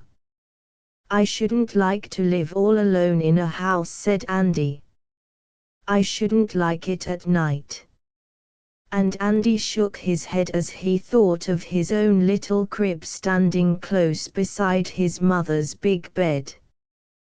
"Poor little Periwinkle," said tender-hearted Alice. "Do you think he is ever lonely?" "No, indeed," answered Father. "See him walking off with his family now. He will tell everyone he meets what an exciting morning he has had, how one little girl rapped on the roof of his house with a stick and another one blew on him until it almost gave him a cold in his head. Perhaps the Periwinkles will give a party tonight and invite the crabs to come and hear all about it." This made everyone laugh, and Sally asked, "What will they eat at the party?" "Jelly," answered Father promptly, "made by the jellyfish, of course." "Oh, show us the jellyfish," cried Sally, jumping about on the rocks until it seemed as if she must tumble down. "Show us the jellyfish, Father." So Father led the way in the search for jellyfish, and when they were found, lying in pools of water here and there, it was seen at once that they had been well named. "They do look just like jelly," said Alice. "Raspberry jelly, I think." "But jelly doesn't have stingers," objected Sally, keeping a respectful distance from the jellyfish's long, waving arms that would sting like a bee, she told her friends, if they went too near. "Here is a sea anemone," said Father, pointing to a rose-colored, star-shaped form lying in a pool. "It looks like a flower," said Alice. And so it did. "Touch it gently," said Father to Andy, who carried a little stick. Very carefully Andy leaned over the pool, very gently he touched the anemone, and in an instant what had looked like a full-blown, brilliant flower now grew smaller and smaller, until it was not half its former size. "I don't want to touch it," said Alice, her hands behind her back, "but I do want to fish." "Miss Neppy said that if I brought a fish home she would cook it for my dinner." Now Alice and Sally and Andy had come down to the rocks this morning quite prepared to catch any number of fish. Each one had a fishing rod made of a lilac switch out by Father from the white lilac bush that grew beside Sally's kitchen door. And each one had fastened to the rod a long piece of string, on the end of which was tied a bent pin. As they settled themselves in a row and prepared to fling their lines into the sea, you might have noticed that behind each fisherman stood a pail, a gay-colored tin pail used for digging in the sand, but equally useful for carrying home a large catch of fish. "Did you ever catch anything?" asked Andy of Sally, who had lived all her life by the sea. "No, I haven't yet," answered Sally truthfully, "but then I always think I may." "There are whales in the sea," volunteered Alice. "The Bible says so." "Oh, how I wish I could catch a whale and carry it home to surprise Miss Neppy and Mother." "Whales are too big to carry home," instructed Sally. "I have seen pictures of them." "Father, isn't a whale too big for Alice to carry home?" But Father was now sitting back in the shade, reading his morning paper, and the sound of Sally's shrill little voice was carried away by the breeze. Nearby the blue waves glittered and danced, while farther out at sea sailboats scudded before the wind, Little motorboats chugged busily past, and stately yachts moved slowly along, dazzling white in the morning sun. The fishermen fished on with never a bite, not even a nibble. They drew in their lines, they bent their pins afresh, they tossed out their lines again with many a whirl and twirl. "Do you think we will catch anything today?" asked Andy, whose leg had begun to have a crick in it from sitting still so long. But just then Alice uttered a cry and pointed out into the water. "Look! Look!" cried Alice. "It is a fish out there in the water. It is a whale, I know it is, a big blue whale." Sally and Andy followed Alice's pointing finger. There on the surface of the waves they could plainly see a number of objects, red and blue, that seemed to be swimming toward them at a rapid rate. "They look like people's heads," said Sally. "Perhaps they are mermaids," murmured Andy. "I think that first blue one is a whale," insisted Alice. Now all the fishermen were so excited that they dropped their rods and rose to their feet. Sally waved her arms and called, "Father! Father!" Andy and Alice could think of nothing better to do, so they, too, waved their arms and shouted, "Father! Father!" as loud as ever they could. Father heard. He folded his paper, and came slowly over the rocks toward the excited little group. Yes, Father, too, saw the red and blue objects bounding along, dancing lightly over the waves, and, with the children, wondered what they were. The tide had turned. Each wave came higher up on shore, and already an eager bather or two had waded out into the rising water. Soon a boy bather, gay in his red bathing suit, saw the objects at which 3 pairs of hands were pointing and waving wildly. He paddled toward them, as they bobbed about, red and blue, and then with a laugh that made the children laugh, too, he set them bounding faster than ever over the waves toward the spot where Alice and Sally and Andy stood. "What are they?" "Oh, what do you think they are?" asked Alice over and over again. "Do you think they can be whales?" "No, I don't," replied Sally, wisely shaking her head. "They don't look like whales to me." "Why, I know what they are. They are balls." "Balls," echoed Andy in a shout. "Oh, I love balls." And balls they were, great red and blue rubber balls, and what they were doing, sailing alone over the ocean, was a question hard for anyone to answer. The merry little boy bather waded back and caught the balls as they came bounding into shore. He handed them up to the children, a red ball each to Andy and Sally, a big red ball, hard and full of bounce, you could see, while Alice wanted the blue ball so badly that she couldn't help holding out her hands for it, so of course the boy gave the blue ball to her. "Where did they come from?" asked Sally and Andy in a breath. As for Alice, she didn't ask any questions. She was rubbing her blue ball dry on her dress, with an extra loving little pat every now and then. "I am sure I can't guess," was Father's answer. "Perhaps I shall hear something about it later on. Play with them at any rate and have a good time.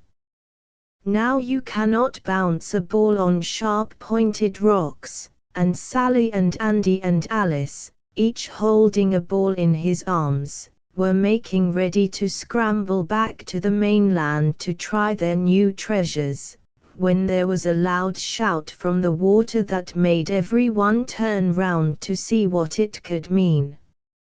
A small motorboat was chuffing straight toward the point where they stood. And a man was standing in the bow of the boat waving his hat in the air and shouting at the top of his voice, "My balls! My balls! They are my balls! My balls!" As Sally and Andy and Alice each held a ball, and even the merry boy bather had an extra ball in his hand that had just come bouncing gaily in on the waves, it was plain that the man was talking to them. So Father called back, he could do nothing else, "If they are your balls, come and get them." When Sally and Andy and Alice heard these words, they clutched their balls very tightly as if they would never let them go. But now Father was speaking again, for the man in the boat was quite near. "How did your balls get in the water?" called Father. And the man shouted back, "The box they were in fell overboard and the cover came off.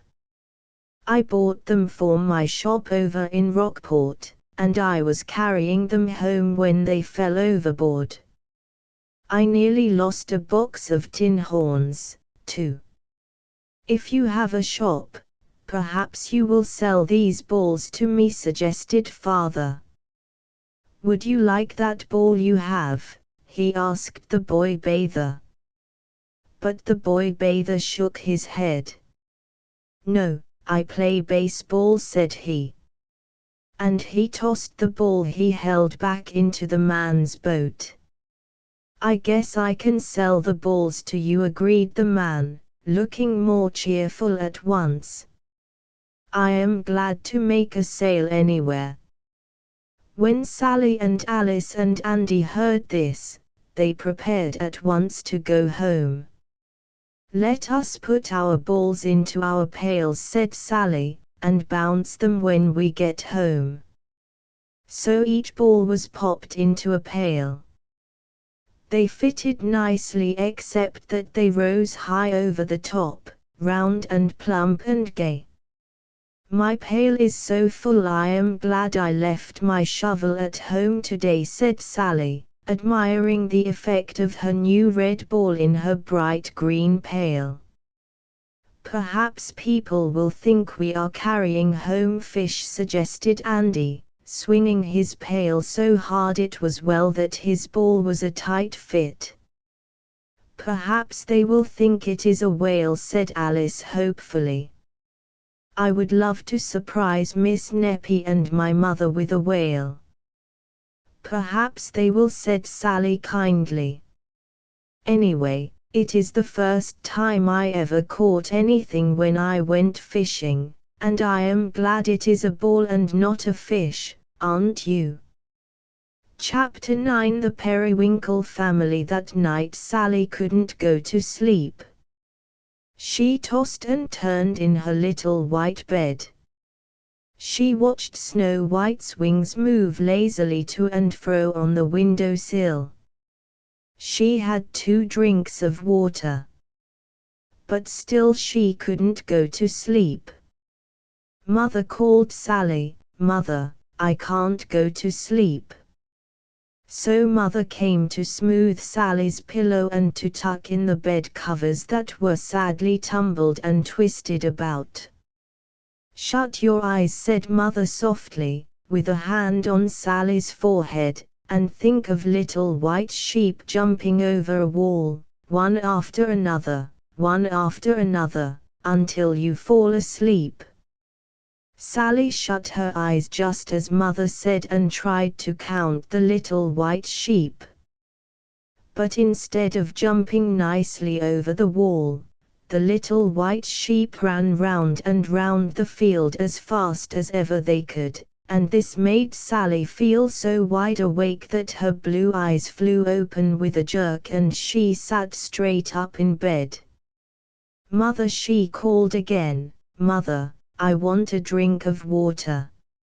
It was father, not mother, who came into Sally's room this time, and he must have known that Sally wanted company more than she wanted a drink of water. For he lay down beside Sally on the bed and took her hand in his.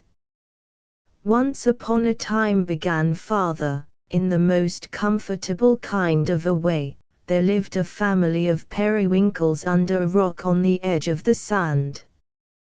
Now a story was just what Sally had been wishing for, and at this pleasant beginning she snuggled down in bed without a word and closed her eyes, the better to enjoy the tale. "There was Mother Periwinkle," went on father. "She stayed at home and kept the house. There was Father Periwinkle, too. He scurried round to find food for the family." "I never saw a periwinkle scurry," interrupted Sally. "I thought they could only creep." "You never saw Father Periwinkle out hunting sandbugs for dinner," was father's answer. "No, I never did," agreed Sally, with the tiniest kind of a yawn. "Then there were the children, Peary and Winkle," continued father. "Peary was a sweet little girl and Winkle was a good little boy. That is, he was almost always good. But one morning he woke up naughty. I don't know why, I am sure, but it was so." Sally nodded as if she understood. No doubt she did understand, for sometimes the same thing happened to her. "What did he do naughty?" she asked with interest. "Everything," replied father, "everything he could think of to do." His mother was hurrying round, cleaning up the house, because they were all going to take dinner that day with Grandmother Periwinkle, who lived up the beach. But Winkle wouldn't help his mother at all. He might have dusted or straightened up the rooms. But he didn't. Instead, he kept standing in his mother's way until twice she nearly tripped over him and fell. Then when his little sister Peary was just getting over a crying spell, "What did she cry for?" interrupted Sally again. "She cried when she was having her face washed," said father, "for she was like some little girls I know, only instead of saying that her mother put soap in her eyes, she said salt, for of course she was washed in salt water from the sea." "Oh," said Sally, hiding her face on father's shoulder, "oh. Well, what do you think Winkle did to her then?" asked father. "I don't know," said Sally eagerly, lifting her head. "What did he do?" "Why, instead of smiling at Peary and trying to keep her cheerful and happy as any good little brother would," went on father, "he put his head in the air and called 'Whimper-cat!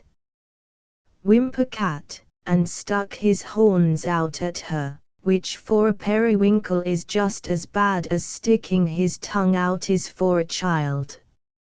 "Oh," said Sally, delighted with Winkle's naughtiness, "oh, I wouldn't do that, would I?" "No, indeed, you wouldn't," replied father. "Well, when Peary stopped crying, and they were both washed and dressed and their horns nicely curled, they started off. First Winkle crawled so fast that he bumped into Peary and knocked her down. Her shell was all covered with sand, and right there on the beach she had another crying spell. You might think, now, he had done enough mischief. But while his mother was brushing the sand off Peary with her horns, he gave his little sister another push that toppled her over into a pool of water. Sally drew a long breath. "Wasn't he naughty?" said she, giving father's hand a little squeeze. "He was," said father, and this last push made Mother Periwinkle very angry. "You ought to be ashamed of yourself, Winkle," said she, severely. "You know your sister sneezed 3 times last night. Do you want to give her a cold in her nose? Answer me that." "Her nose," said Sally, laughing. "I would like to see a Periwinkle's nose." "Well, that is what Mother Periwinkle said," went on father. Winkle didn't answer his mother at all. Instead, just to be disagreeable, he began to creep as slowly as he could. He scarcely seemed to move. He crept so slowly that Mother Periwinkle was afraid they would all be late to dinner. "I don't know what your grandmother will say if we are late," said she, looking anxious. "Do hurry, Winkle. You are as slow as a snail." "Why, periwinkles are snails," spoke up Sally, opening her eyes in surprise. "Of course they are," answered father, but Mother Periwinkle didn't think of that. Anyway, Winkle wouldn't hurry. So, first, Mother Periwinkle coaxed him. "You are the quickest little periwinkle I know. Let me see how fast you can crawl," Winkle said she. But that didn't make Winkle hurry. Then she scolded him. "Shame on you, Winkle Periwinkle. How can you be so naughty?" But that didn't make Winkle hurry. Then Mother Periwinkle thought she would give him a shaking. But Winkle, in a flash, drew himself inside his shell where no one could reach him, not even his mother. So after tapping on his shell with her horns to let him know how naughty he was, Mother Periwinkle and Peary moved along and left Master Winkle sitting alone on the sand. For a long, long time he sat there, just thinking of all he had done.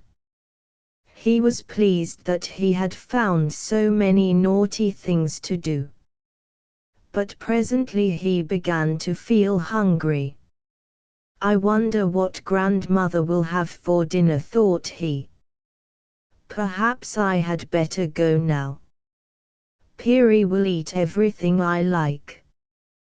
Before he had time to start, Winkle heard a voice behind him, a big, deep voice that said, move on there. Move along at once." This made Winkle angry. He was a tempery little snail, you see. Who could it be, talking to him in this rude fashion? He moved round, shell and all, of course, to see who it was, but the big voice moved round, too, and kept behind Winkle no matter how fast he turned. Round and round went Winkle, and round went the voice, still calling out, move on there, move on." Winkle was so angry that he made up his mind he would be saucy and stick out his horns, when suddenly the voice said something that made him change his mind. "Periwinkle pie," said the voice. "Periwinkle pie. Made of naughty little periwinkle boys. How I like periwinkle pie." For a moment Winkle sat quite still. "Periwinkle pie," said he to himself. "We never have periwinkle pie at home. I have heard of clam pie and lobster pie and fish pie, but never Periwinkle Pie. And then came the deep voice again, Periwinkle Pie. Made of naughty little periwinkle boys. Periwinkle pie for dinner. Winkle didn't wait to hear any more. He started off down the beach toward Grandmother Periwinkle's as fast as ever he could creep. He made up his mind that if Grandmother asked him why he was so late he would tell the truth and say he was sorry, for he didn't mean to be a naughty little periwinkle boy anymore. Periwinkle pie. Made of naughty little periwinkle boys. Ah! The very idea made him shake inside his shell. But good Grandmother Periwinkle didn't ask any questions. They were eating dessert, seaweed blancmange and jelly roll, when Winkle came in, and he slipped into his seat and began to eat jelly roll, too, without saying a word. "Won't you have a little clam pie, Winkle?" asked Grandmother politely. Winkle grew quite pale and shook his head. The very thought of pie made him feel ill. Father Periwinkle was late to dinner, too. He came in soon after Winkle, and he ate clam pie with relish, 2 shellfuls, for the periwinkles use shells, of course, instead of plates. All the rest of the day Winkle was the very best little periwinkle boy along the shore. That night before he went to sleep he told his mother what had happened to him, and whenever after that he began to be naughty, all Mother or Father Periwinkle had to say to him was Periwinkle pie, to turn him into a good little periwinkle boy again. "What was the big voice?" asked Sally sleepily. Her eyes were closing and opening and closing again. It was his own father, was Father's reply.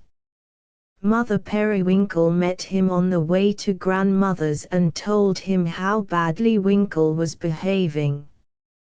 So Father Periwinkle crept up behind him and talked in a deep bass voice that Winkle didn't know at all. His own father, murmured Sally, too sleepy to be surprised. "Now tell me, I will tell you good night," said Father softly, as he slipped out of the room. And Sally didn't answer, for she was sound asleep.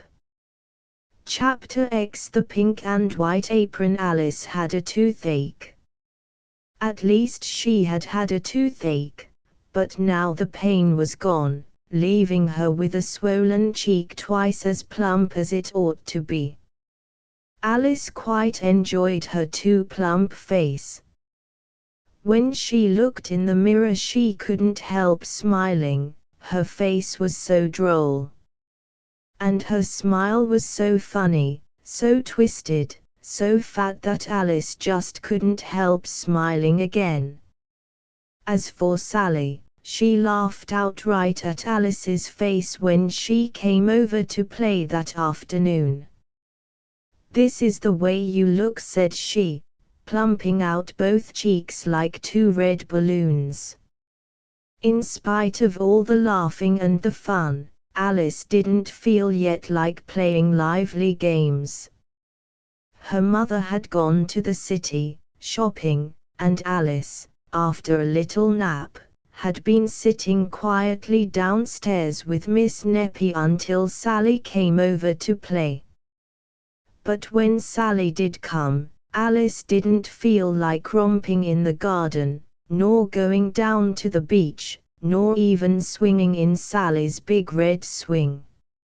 So she and Sally settled down, with a picture book between them, in the kitchen where Miss Neppy was ironing aprons. Sally was always interested in Miss Neppy's aprons, and it was because she wore so many of them. Yes, all at one time, Miss Neppy would wear as many as 4 or 5 aprons, and Sally knew quite well, by now, what each apron meant.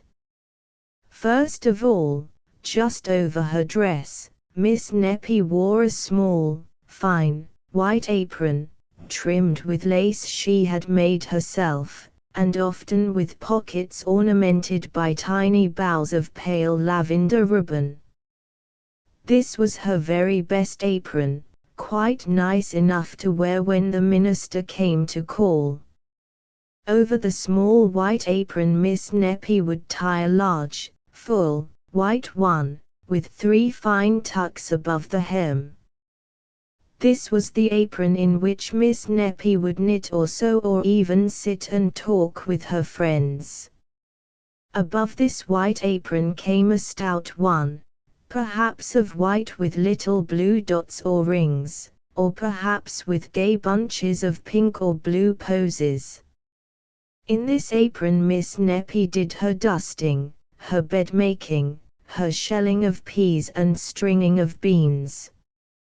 While, last of all, came a dark blue and white gingham apron that covered little Miss Neppy all round about and was meant for cooking and washing, for digging in the garden and for scrubbing the floors.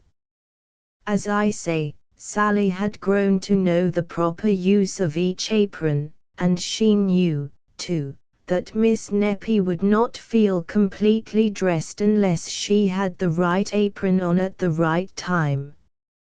Sally had often watched her slip out of her gingham and her dotted aprons when a neighbor knocked at her door, and once she had seen Miss Neppy untie 3 aprons in the twinkling of an eye and, neat and trim, shake hands with the minister who had come to call. This afternoon Miss Neppy was ironing aprons, and for this work she wore a white apron covered closely with fine dark blue dots. Thump, thump went the iron, with an occasional hiss. When Miss Neppy tested it with a wet forefinger to see whether it were hot enough or no, the pile of ironed aprons grew higher and higher, and Sally and Alice looked up every now and then from the picture book to watch it grow. "You must have more than 100 aprons," Miss Neppy said Sally, watching Miss Neppy unroll and shake out a dampened apron covered over with bright pink flowers.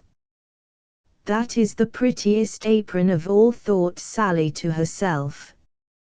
"Oh, no," Sally replied Miss Neppy, looking at the little girl over her spectacles, "I have nothing like 100 aprons. Why, I should think it was wicked to have as many as that." Presently Miss Neppy finished her ironing. "I'm going into the garden to pick beans for dinner, children," said she. So she tied about her waist a dark blue and white checked apron that covered her all round, and with her basket on her arm went into the garden that sloped down the steep hill toward the sea. "I think I will go upstairs and bring down Jack Tar," said Alice. "I haven't seen him since last night when I went to bed with toothache." So Sally was left alone. She walked round the kitchen that she knew almost as well as her own, and looked out of the window at Miss Neppy's head and back bending over the green rows of beans. Then she eyed the high pile of aprons left on the table to air. On top of the pile lay the pink and white apron, the prettiest one of all. The next thing Sally knew, she had taken the pink and white apron from the pile, had unfolded it, and was shaking it out. Of course she knew she shouldn't touch Miss Neppy's apron. She knew it as well as you or I. But in spite of this, she first held the apron up before her, and then, finding that it dragged upon the floor, she flung it round her shoulders like a cape, and swept about the room with the cape flying out behind. What fun it was! How fine she felt! When Alice came downstairs she, too, must borrow an apron and they would play Lady Come to See. Round the room whirled Sally again, laughing as she went. But, alas, for Sally and her fun! Somehow the pink and white apron caught on the iron latch of the stairway door, there was a sharp sound of tearing, and frightened Sally looked round to see a long strip of the apron hanging limp and loose from the rest of the hem. She had torn Miss Neppy's apron. What should she do? Sally didn't stop to think. If she had, she would have known that the only thing for her to do would be to go straight to Miss Neppy in the garden and tell her just what had happened. But Sally didn't do this. She took off the apron in a flash, she rolled it into a ball, and then she tucked it away in the lowest drawer of Miss Neppy's dresser, hidden under a pile of napkins and the big kitchen roller towel. She was just in time, for downstairs came Alice, smiling and laughing and ready now for fun. "I have been making new faces upstairs, in front of Mother's mirror," said she. "Look, can you do this?" But Sally wouldn't try the new faces, nor even laugh nor smile. "I feel sick," said Sally. "My throat hurts. I want to go home." So Sally went home. She couldn't run fast enough, she wanted so badly to whisper in Mother's ear the dreadful thing she had done. But Mother had company, 2 strange ladies, who stayed until Sally thought they never meant to go. And, somehow, when at last she and Mother were alone, Sally didn't feel like telling. When Father came home, Sally didn't feel like telling him, either. She couldn't eat her dinner. Her throat hurt, she said. She couldn't swallow. She couldn't speak. She sat alone on the doorstep with Paulina in her arms, and was really glad when Mother called her to come into bed. Once in bed, Sally lay and tossed. Why hadn't she told Miss Neppy? Miss Neppy wouldn't scold. Sally was not afraid of that. Did Miss Neppy know yet about the apron? Had she found it, tucked away in the lowest dresser drawer? Perhaps Miss Neppy would come straight over the moment the apron was found. She might be coming over that very night. Perhaps she would say that Mother must buy her a new pink and white apron. Did such aprons cost very much? Sally didn't know. Perhaps, too, when Mrs. Burr heard of it, she would not allow Alice to play with Sally any more. And would Miss Neppy ever love Sally after this? If she thought it was wicked to have 100 aprons, what would she think of a little girl who tore one and didn't tell? Oh, if Sally had only told Mother and Father. If only they knew. Oh, oh, oh. Sally was crying and choking, when suddenly she slipped out of bed. Downstairs she started, tumbling over her long nightgown, slipping and catching the banisters at every step. In astonishment, Father looked up from his paper and Mother from her sewing to see Sally in the doorway, the tears rolling down her cheeks. "I tore Miss Neppy's apron," sobbed Sally. "I tore it and I hid it in the dresser drawer. I played with her apron, and I tore it and I didn't tell." And Sally fairly danced up and down. She felt so miserable and unhappy about it all. But after a moment or two, with Sally safe on Father's lap, and Mother kneeling on the floor, holding both hands in hers, Sally was able to stop crying and to tell all that had happened that afternoon. When she had quite finished, Father said, "Suppose we go straight over to Miss Neppy's and tell her now." Sally nodded. It was just what she wanted to do. So Mother ran for Sally's slippers and long blue coat, and Father carried her over the way to where Miss Neppy sat alone by her front window, rocking and knitting and humming a little song. Miss Neppy, when she heard Sally's story, was very much surprised. "Land sakes!" exclaimed Miss Neppy, "I never missed that apron when I put the others away. And I left it on the top of the pile, too, because, when I ironed it, I saw that the hem was ripped. Go get the apron, Sally, and let us look at it, do." Out of the lowest dresser drawer Sally pulled the apron, all crumpled into a ball.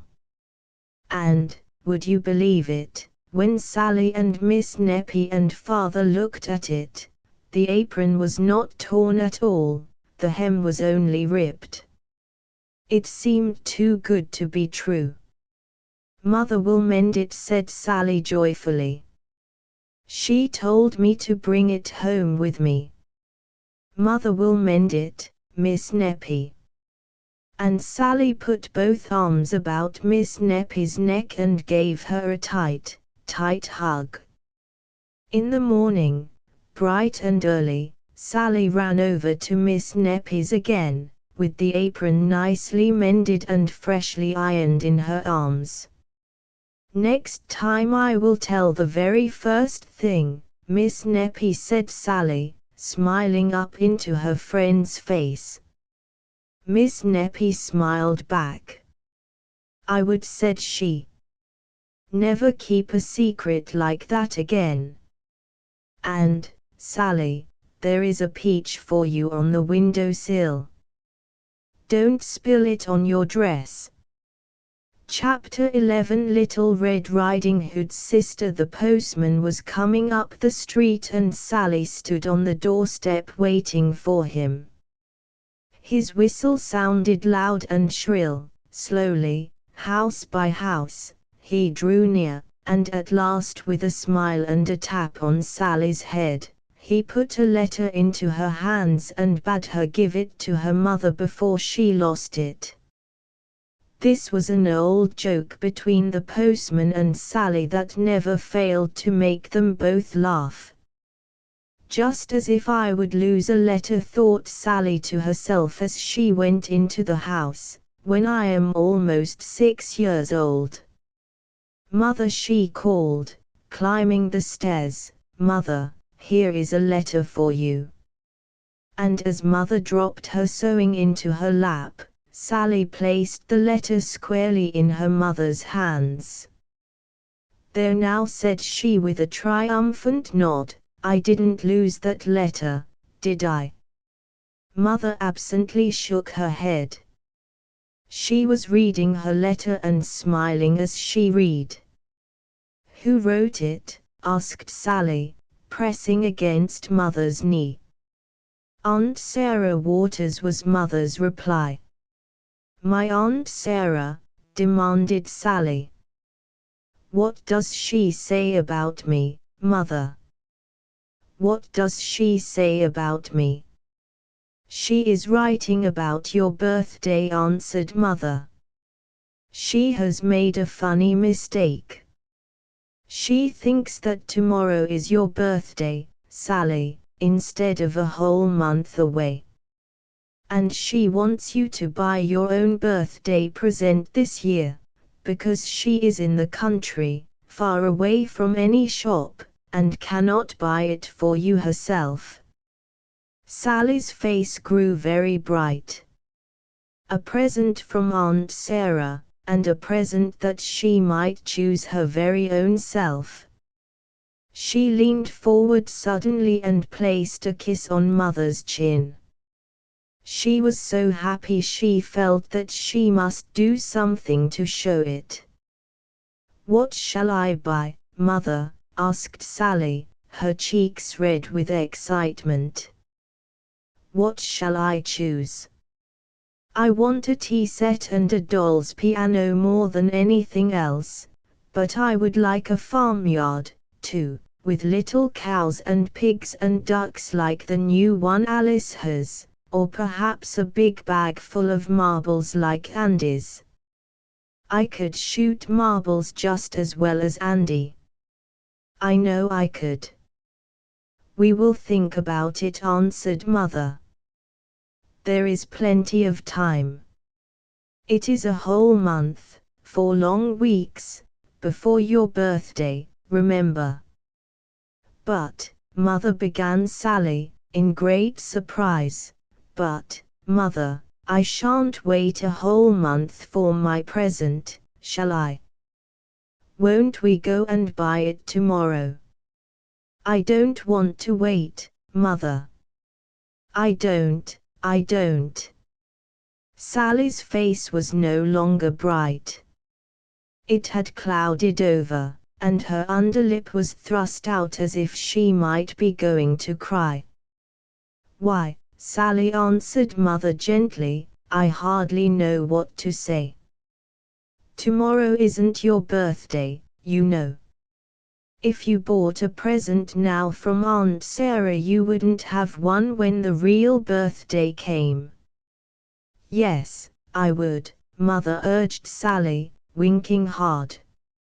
"I would have the one I would buy tomorrow. I won't lose it or break it or let Tippy play with it. I will be so careful. Aunt Sarah wants me to buy it tomorrow. She says so in her letter. You know she does."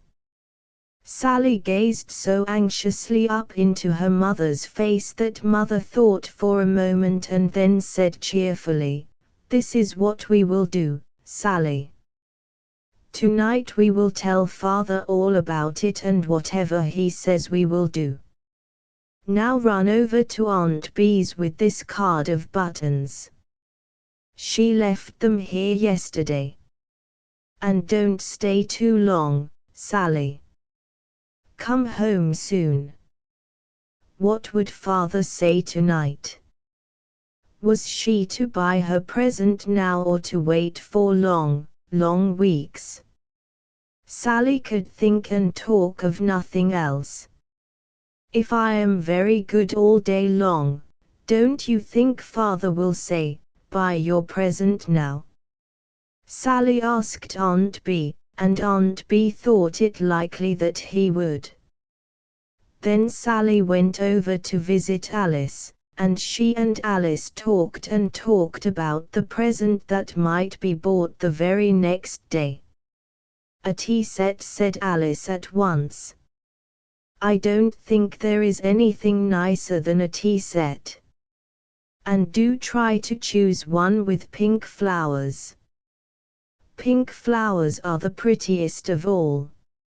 Sally did want a tea set, but, oh! Think of a doll's piano. "A trunk would be nice for the dolls," suggested Sally, "only I haven't many clothes to put in it, and I would like a rolling pin and a wash tub and some teeny, tiny clothespins, too. I wish it was night, don't you, Alice? Don't you wish Father was home now?" But, tonight, of all nights in the year, Father didn't come home to dinner at all. He telephoned Mother that he would not be home until long past Sally's bedtime. So Sally was forced to go to bed without knowing what Father's answer would be. But the next morning she woke to find Mother standing at her bedside, and before Sally could ask a single question she knew by Mother's smiling face that she was to buy her present now. "Yes, we are to go into the city today," said Mother, "to buy your birthday present." At this news Sally was so happy that she could scarcely speak a word. She left her chair at breakfast 3 times to hug Father close, and, if she could, she would have hurried Mother off to the train an hour before it started. Once on the train there was so much to be seen from the window that Sally had little time to talk. Green meadows, fields of corn, a brook with cows knee-deep in the shade. Over a bridge, through a dark tunnel, with every now and then a glimpse of the sparkling sea. On and on thundered the train. Sometimes it would stop at a small village station to let an old woman with a basket climb on or off. Sometimes it roared its way into a smoky town, the streets lined with brick buildings and filled with people moving to and fro. Then came the marshes, covered with pale green grasses and rushes, with pools of water that gleamed white in the sun. Last of all, the city, the great bustling city, with its dashing automobiles and heavy trucks, its crowds of people, its haste and confusion and noise. Sally held fast to Mother's hand. If she let go, even for a moment, Mother might be swallowed up in the crowd, and then how would Sally ever find her way home again? "Do you think all these people have little boys and girls like me at home?" asked Sally, as she and Mother made their way through the crowd toward the big shops where you might buy almost anything in the world. "A great many of them have," answered Mother, "and some of them have brought their little boys and girls with them to town." Sure enough, directly in front of Sally walked a little boy wearing a blue sailor suit, and not far away she spied a little girl with long yellow curls. "I see them," said Sally. "I wonder whether they would buy a tea set or a piano or a farmyard for a birthday present, if they had an Aunt Sarah to give them one." "Would you stop and ask them, Mother, if you were me?" "No, indeed," said Mother. "I would rather go into this shop and look at the toys for sale." In the store entrance Mother paused to let Sally look in the shop window. It was filled with stiff figures of women, wearing silk dresses and fancy hats, and with gay scarves thrown about their necks. They all had pretty, smiling faces and very pink cheeks and lips. Sally thought they were beautiful. "Are they dressed for a party?" she asked.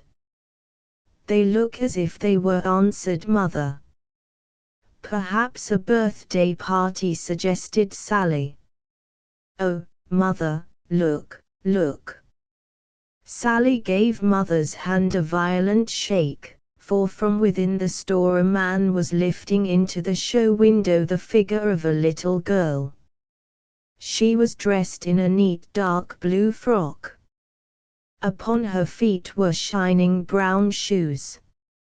Her hands were outstretched in a most friendly fashion. But what made Sally's cheeks grow pink and her eyes very bright were the cape and hood worn by the figure of the little girl. It was a scarlet cape, a gay scarlet cape, and fastened to it was a round hood that pulled snugly up over the little girl's head. As Sally looked at the cape she thought she had never seen anything so beautiful in all her life. She looked and she looked and she did not say a word. She saw how the stiff brown curls of the little figure were pulled out so prettily from under the close hood. Just so her own yellow hair would peep out, if only the cape belonged to her. She liked the way the cape folded back and showed the front of the dark blue frock.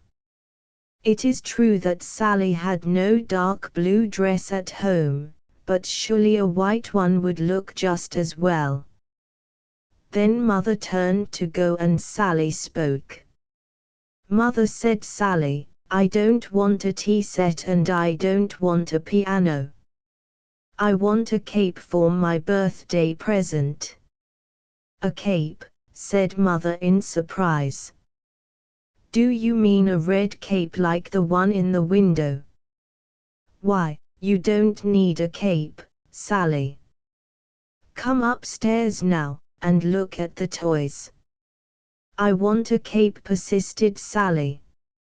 "Aunt Sarah said I might choose my present myself." "So you shall," answered Mother. "But come and look at the toys first." So upstairs went Sally, and round the toy department she and Mother walked. Sally had never seen so many toys before in all her life.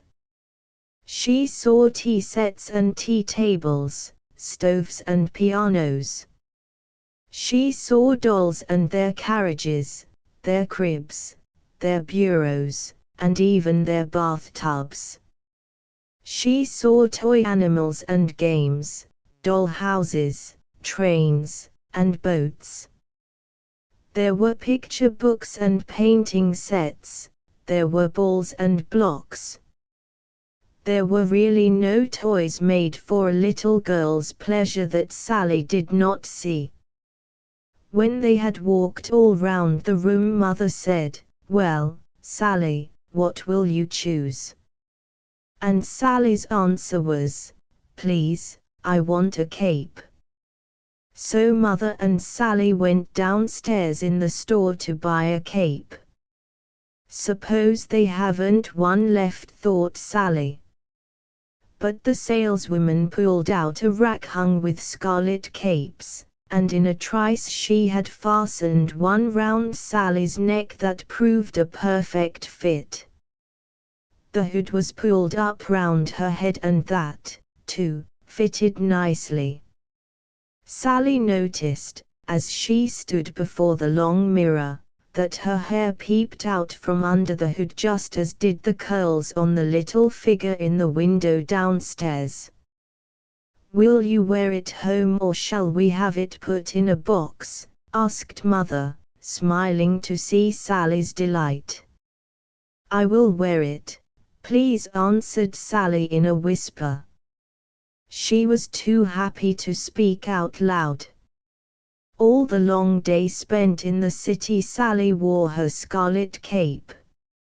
She trudged happily along at Mother's side, in and out of the shops, up and down in the great store elevators. She walked until her shoes felt as heavy as if made of wood. She was so tired that she slept all the way home on the train. Little Red Riding Hood's sister, Little Red Riding Hood's sister. But when Father met them at the Seabury station she was wide awake, and turned proudly round and round so that Father might see her birthday present from every side. "Well, I declare," said Father at last, "you look just like Little Red Riding Hood's sister." "Do I?" said Sally, smiling up at Father as pleased as could be. "Do I? But then, who is the wolf?" "Why, Tippy, of course," answered Father, smiling back. "Oh, oh," said Sally, squeezing Father's hand. "Will you write and tell Aunt Sarah about it, about the cape and Little Red Riding Hood's sister, and the wolf?" "Yes, I will," promised Father. "I will write to her tonight." "But, Father, said Sally, after a moment. Will you tell her that Tippy is a good wolf, that he is not bad? Tell her that he is a good wolf most times. Yes, I will write that, too, agreed Father. But what shall I tell her about Red Riding Hood's sister? Is she good or bad? I don't know, said Sally, turning bashful. Mother, what shall Father say about me? Well, answered Mother thoughtfully, I think Little Red Riding Hood's sister is like her wolf, Tippy, good most times, too. Chapter 12. 6 Brown Mice. It was Sally's birthday and she was 6 years old. 4 long weeks ago she and Mother had gone into the city and had bought Sally's Little Red Riding Hood cape, a present from Aunt Sarah Waters. My early birthday present, Sally called it, and wore it every time a cape was needed and often, too, when it was not. This birthday morning Sally was out of bed early. She had been awake a long time, as much as 5 minutes, perhaps, watching the sun make a rosy pattern on her wall. But now she couldn't wait any longer for the presents that she felt sure were hidden in Mother's closet or dresser drawer. She stopped long enough to put on her red cape over her nightgown and then crept into Mother's room across the hall. Sally had meant to waken Mother and Father with a hug, a birthday hug. But there on Mother's table were the presents, all spread out in a row, and Sally simply couldn't stop to hug until she had untied the boxes and bundles that she knew were meant for her. Father and Mother, too, it seemed, were awake early like Sally, and were quite as interested as she in finding out what her presents might be. There was a tea set with pink flowers, the pinkest kind of pink flowers, too. Alice will like that, said Sally in great satisfaction. There was a wash tub and scrubbing board and teeny, weeny, wooden clothespins, and actually a little clothesline, so that you wouldn't have to use a bit of string. There was a bag of marbles, every color, red and blue and green and purple, all striped and spotted, as gay as you please. I won't have to play with Andy's marbles any more, said Sally, shaking the bag and enjoying the cheerful rattle. I have my own marbles now. There were 2 bright picture books, filled with pictures. And, oh, best of all, a bathtub just big enough to hold Nancy Lee, a bathtub that you could really fill with water and in which you could really bathe the stout and wooden Nancy Lee. This is the best birthday I have ever had, said Sally, hopping from one end to the other of Mother's room. Even after breakfast Sally couldn't sit still a moment. She seemed to be all over the house at once, and no matter where Mother went, there was Sally, too, laughing and talking and standing in the way. There was to be a birthday party that afternoon and Mother was as busy as could be. Now, Sally, said she at last, you must go up to the attic and dress your dolls for the party. Straighten the attic, too. It ought to be as neat as a pin. Halfway up the attic stairs Sally turned and came down again. Mother was in the kitchen and Sally followed her there. My cake, said Sally. I forgot it. Who is going to make my birthday cake, Mother? Are you? No, answered Mother, who was slicing bread very thin. Aunt Bee is going to make your cake. Then I must go over and help her, said Sally.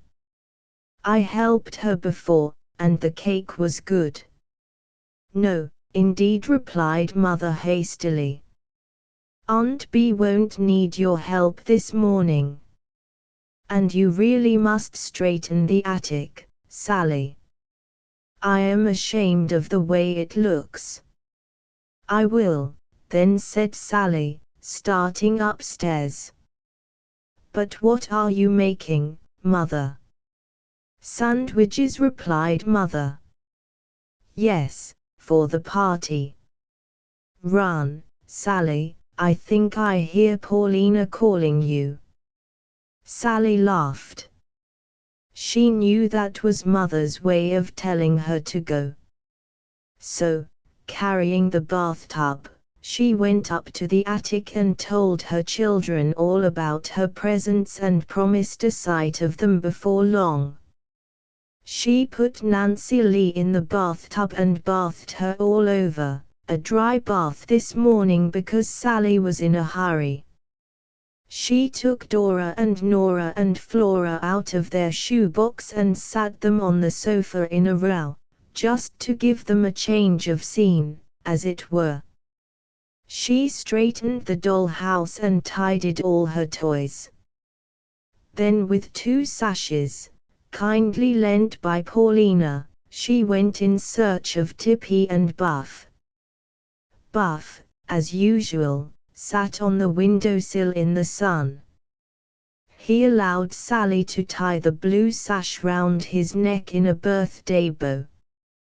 But the moment she had finished he clawed it off, and when she tried again, he ran up the black cherry tree where Sally couldn't reach him, and only blinked his eyes at her when she called him to come down. Tippy was more agreeable.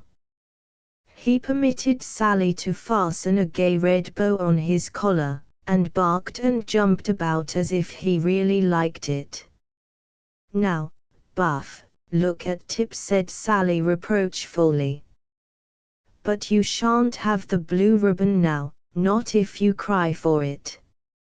And Sally went upstairs to tie round Snow White's plump neck the blue sash, that streamed out finely in the wind and gave a holiday look to the whole house. Soon it was time for the party, and in came Andy and Alice, gay and smiling Andy with his ball and Alice with Jolly Jack Tar. They bounced their balls, they ran races in the garden. They looked at the new picture books and played with the marbles and the tea set.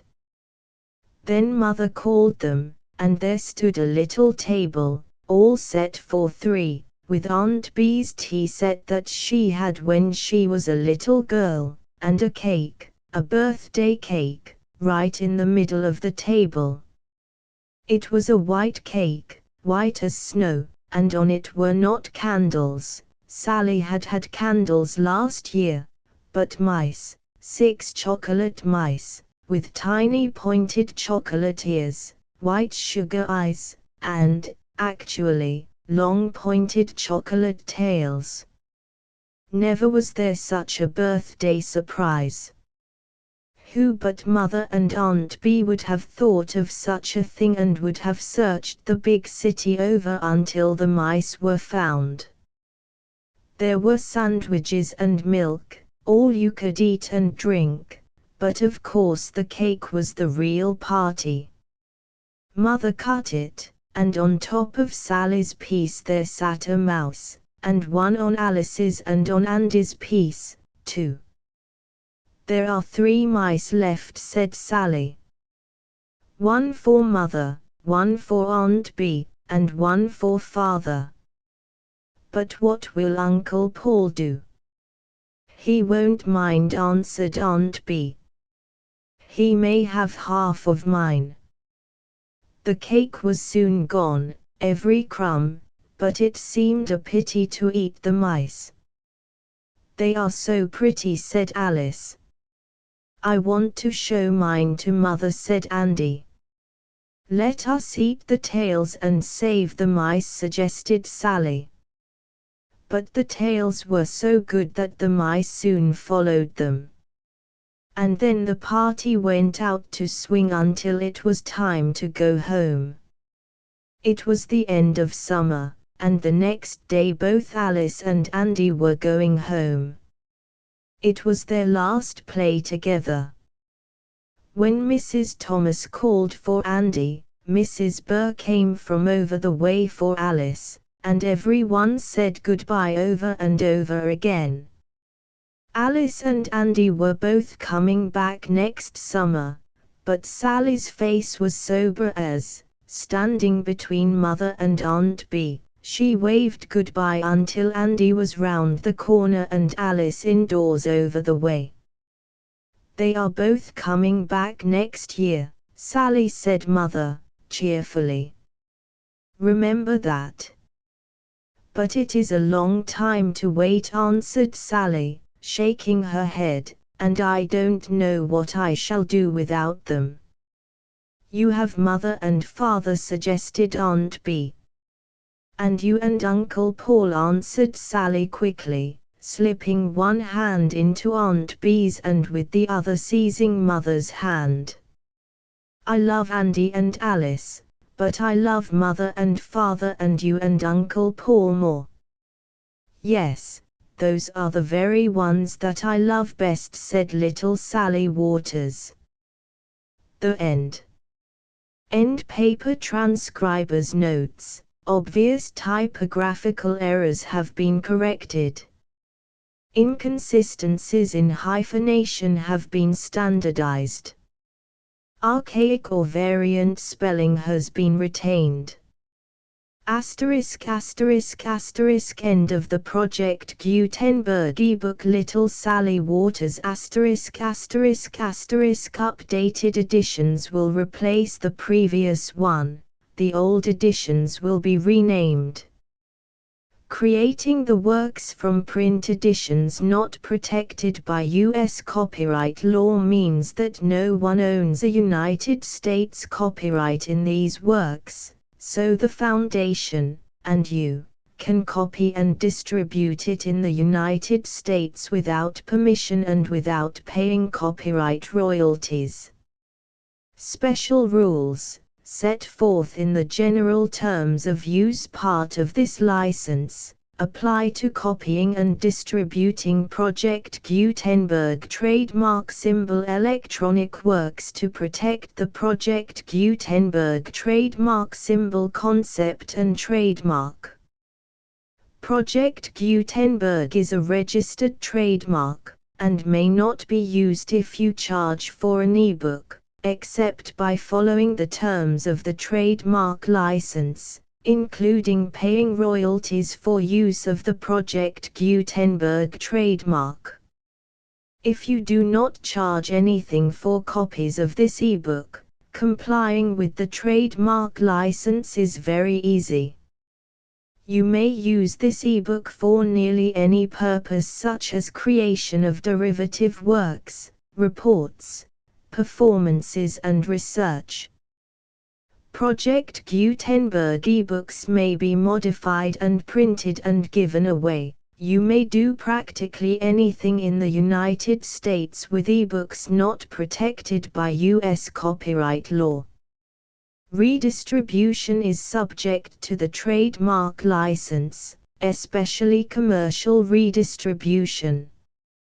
Start. Full license. The full Project Gutenberg license. Please read this before you distribute or use this work to protect the Project Gutenberg trademark symbol mission of promoting the free distribution of electronic works, by using or distributing this work, or any other work associated in any way with the phrase Project Gutenberg. You agree to comply with all the terms of the full Project Gutenberg trademark symbol license available with this file or online at www.gutenberg.org/license. Section 1. General terms of use and redistributing Project Gutenberg trademark symbol electronic works 1.0. By reading or using any part of this Project Gutenberg trademark symbol electronic work, you indicate that you have read, understand, agree to and accept all the terms of this license and intellectual property, trademark/copyright, agreement. If you do not agree to abide by all the terms of this agreement, you must cease using and return or destroy all copies of Project Gutenberg trademark symbol electronic works in your possession. If you paid a fee for obtaining a copy of or access to a Project Gutenberg trademark symbol electronic work and you do not agree to be bound by the terms of this agreement, you may obtain a refund from the person or entity to whom you paid the fee as set forth in paragraph 1.e.8. 1.b Project Gutenberg is a registered trademark. It may only be used on or associated in any way with an electronic work by people who agree to be bound by the terms of this agreement. There are a few things that you can do with most Project Gutenberg trademark symbol electronic works even without complying with the full terms of this agreement. See paragraph 1.c below. There are a lot of things you can do with Project Gutenberg trademark symbol electronic works if you follow the terms of this agreement and help preserve free future access to Project Gutenberg trademark symbol electronic works. See paragraph 1.e below. 1.c.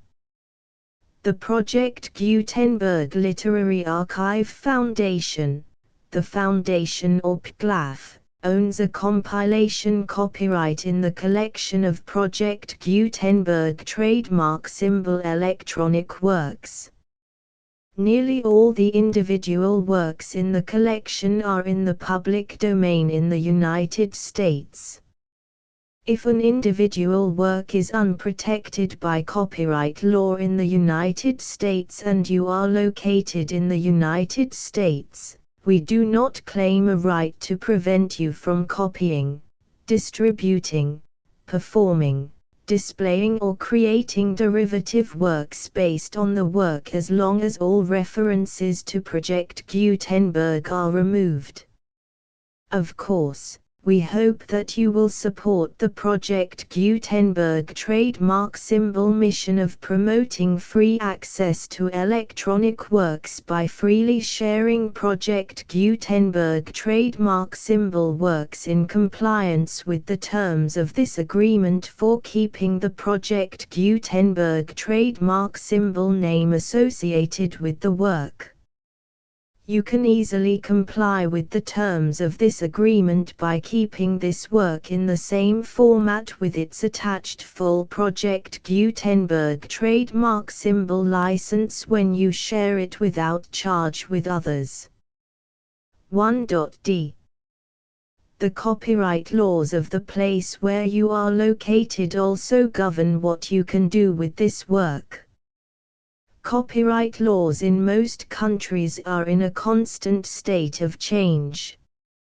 If you are outside the United States, check the laws of your country in addition to the terms of this agreement before downloading, copying, displaying, performing, distributing or creating derivative works based on this work or any other Project Gutenberg trademark symbol work.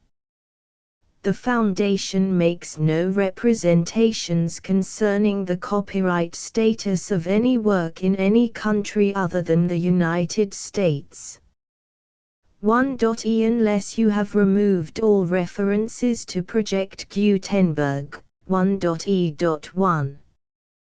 The following sentence, with active links to, or other immediate access to, The full Project Gutenberg trademark symbol license must appear prominently whenever any copy of a Project Gutenberg trademark symbol work, any work on which the phrase Project Gutenberg appears, or with which the phrase Project Gutenberg is associated, is accessed, displayed, performed, viewed, copied or distributed. This ebook is for the use of anyone anywhere in the United States and most other parts of the world at no cost and with almost no restrictions whatsoever. You may copy it, give it away or reuse it under the terms of the Project Gutenberg license included with this ebook or online at www.gutenberg.org. If you are not located in the United States, you will have to check the laws of the country where you are located before using this ebook. 1.e.2 If an individual Project Gutenberg trademark symbol electronic work is derived from texts not protected by U.S. copyright law, does not contain a notice indicating that it is posted with permission of the copyright holder, the work can be copied and distributed to anyone in the United States without paying any fees or charges. If you are redistributing or providing access to a work with the phrase Project Gutenberg associated with or appearing on the work, you must comply either with the requirements of paragraphs 1.e.1 through 1.e.7 or obtain permission for the use of the work and the Project Gutenberg trademark symbol trademark as set forth in paragraphs 1.e.8 or 1.e.9. 1.e.3 If an individual Project Gutenberg trademark symbol electronic work is posted with the permission of the copyright holder, your use and distribution must comply with both paragraphs 1.e.1 through 1.e.7 and any additional terms imposed by the copyright holder.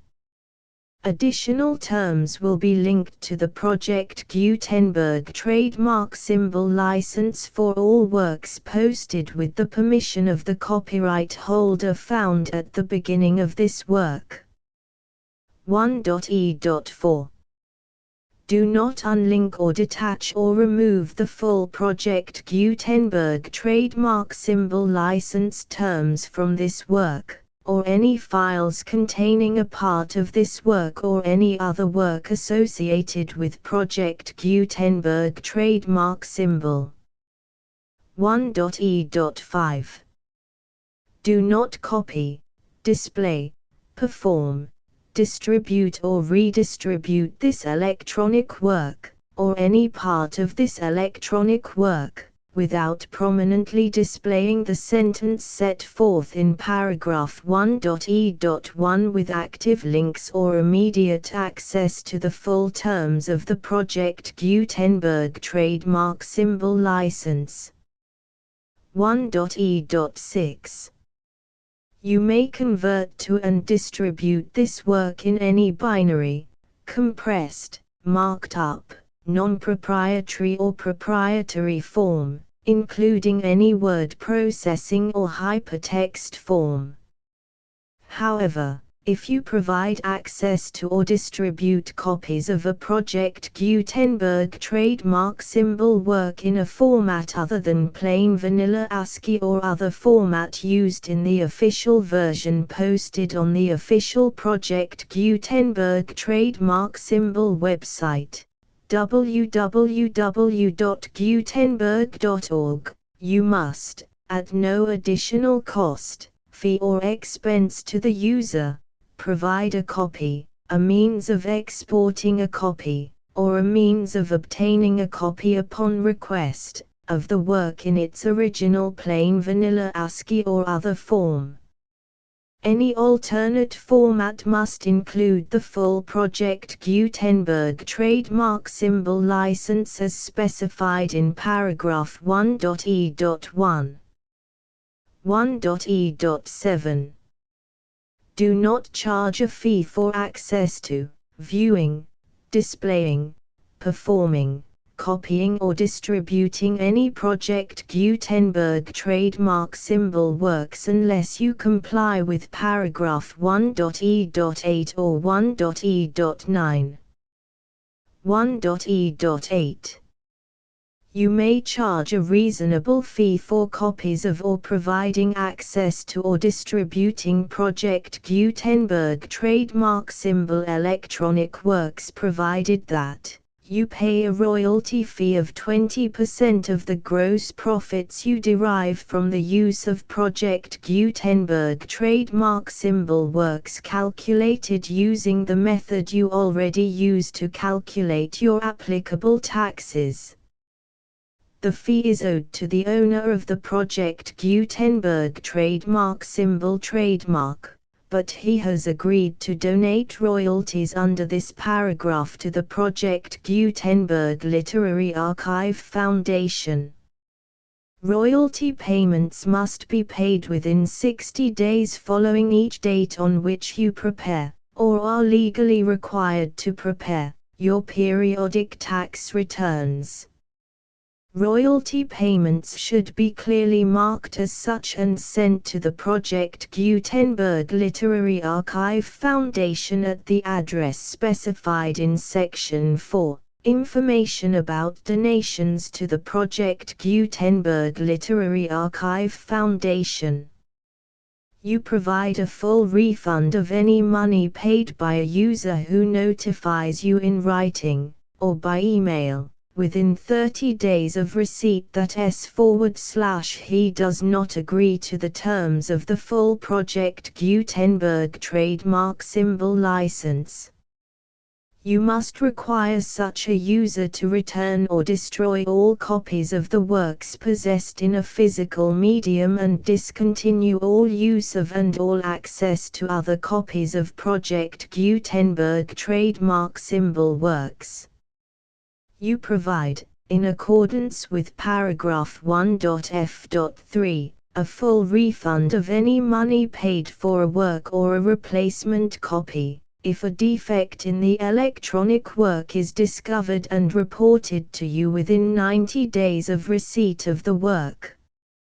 You comply with all other terms of this agreement for free distribution of Project Gutenberg trademark symbol works. 1.e.9. If you wish to charge a fee or distribute a Project Gutenberg trademark symbol electronic work or group of works on different terms than are set forth in this agreement, you must obtain permission in writing from the Project Gutenberg Literary Archive Foundation, the manager of the Project Gutenberg trademark symbol trademark. Contact the Foundation as set forth in Section 3 below. 1.f1.f.1. Project Gutenberg volunteers and employees expend considerable effort to identify, do copyright research on, transcribe and proofread works not protected by U.S. copyright law in creating the Project Gutenberg trademark symbol collection. Despite these efforts, Project Gutenberg trademark symbol electronic works, and the medium on which they may be stored, may contain defects such as, but not limited to, incomplete, inaccurate or corrupt data, transcription errors, a copyright or other intellectual property infringement, a defective or damaged disk or other medium, a computer virus, or computer codes that damage or cannot be read by your equipment. 1.f.2. Limited warranty, disclaimer of damages. except for the right of replacement or refund described in paragraph 1.f.3, the Project Gutenberg Literary Archive Foundation, the owner of the Project Gutenberg trademark symbol trademark, and any other party distributing a Project Gutenberg trademark symbol electronic work under this agreement, disclaim all liability to you for damages, costs and expenses, including legal fees.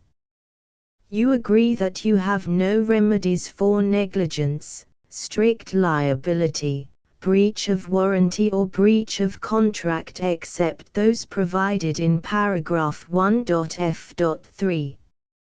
You agree that the foundation, the trademark owner, and any distributor under this agreement will not be liable to you for actual, direct, indirect, consequential, punitive or incidental damages even if you give notice of the possibility of such damage.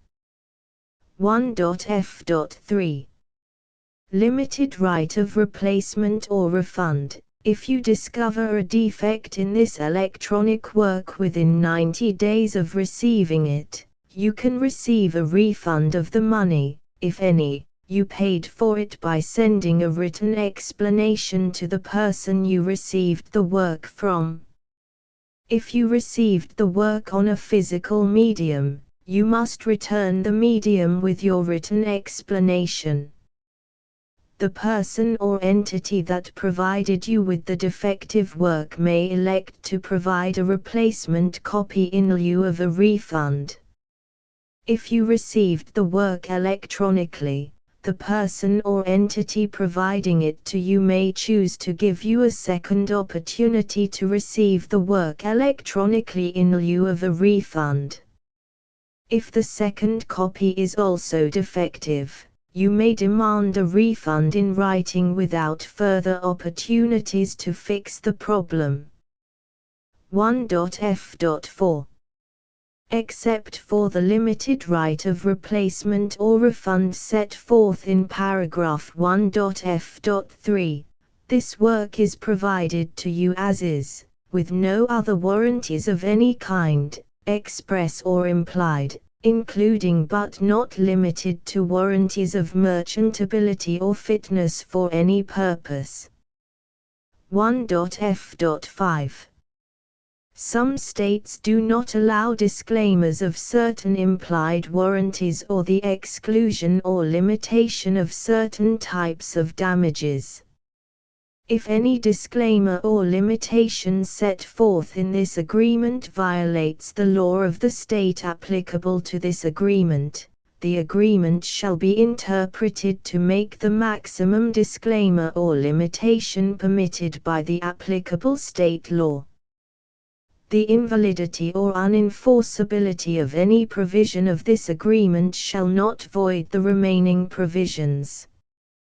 1.f.6. Indemnity. You agree to indemnify and hold the foundation, the trademark owner, any agent or employee of the foundation, anyone providing copies of Project Gutenberg trademark symbol electronic works in accordance with this agreement, and any volunteers associated with the production, promotion and distribution of Project Gutenberg trademark symbol electronic works, harmless from all liability, costs and expenses, including legal fees, that arise directly or indirectly from any of the following which you do or cause to occur. A. Distribution of this or any Project Gutenberg trademark symbol work. B. Alteration, modification, or additions or deletions to any Project Gutenberg trademark symbol work, and C. Any defect you cause. Section 2. Information about the mission of Project Gutenberg trademark symbol. Project Gutenberg trademark symbol is synonymous with the free distribution of electronic works in formats readable by the widest variety of computers, including obsolete, old, middle-aged and new computers. It exists because of the efforts of hundreds of volunteers and donations from people in all walks of life. Volunteers and financial support to provide volunteers with the assistance they need are critical to reaching Project Gutenberg trademark symbol's goals and ensuring that the Project Gutenberg trademark symbol collection will remain freely available for generations to come. In 2001, the Project Gutenberg Literary Archive Foundation was created to provide a secure and permanent future for Project Gutenberg trademark symbol and future generations. To learn more about the Project Gutenberg Literary Archive Foundation and how your efforts and donations can help, see sections 3 and 4 and the Foundation information page at www.gutenberg.org. Section 3. Information about the Project Gutenberg Literary Archive Foundation. The Project Gutenberg Literary Archive Foundation is a non-profit 501(c)(3) educational corporation organized under the laws of the state of Mississippi and granted tax-exempt status by the Internal Revenue Service. The Foundation's IN or Federal Tax Identification Number is 64-6221541. Contributions to the Project Gutenberg Literary Archive Foundation are tax-deductible to the full extent permitted by U.S. federal laws and your state's laws. The Foundation's business office is located at 809 North 1500 West, Salt Lake City, UT 84116. 801-596-1887.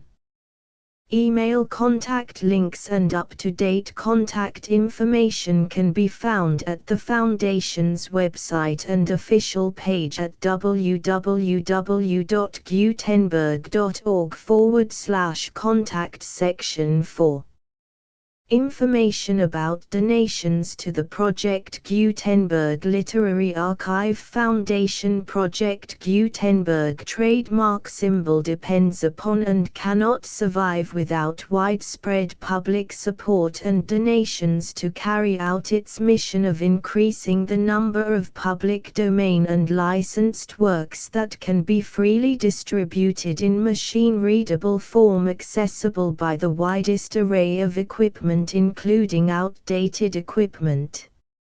Many small donations, $1 to $5,000, are particularly important to maintaining tax-exempt status with the IRS.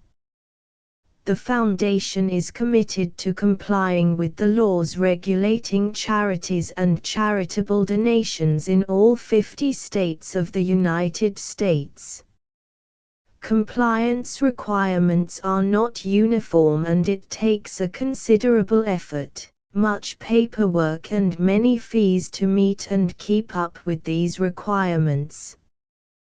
We do not solicit donations in locations where we have not received written confirmation of compliance. To send donations or determine the status of compliance for any particular state, visit www.gutenberg.org/donate. While we cannot and do not solicit contributions from states where we have not met the solicitation requirements, we know of no prohibition against accepting unsolicited donations from donors in such states who approach us with offers to donate. International donations are gratefully accepted, but we cannot make any statements concerning tax treatment of donations received from outside the United States. U.S. laws alone swamp our small staff. Please check the Project Gutenberg web pages for current donation methods and addresses. Donations are accepted in a number of other ways, including checks, online payments and credit card donations. To donate, please visit www.gutenberg.org/donate. Section 5.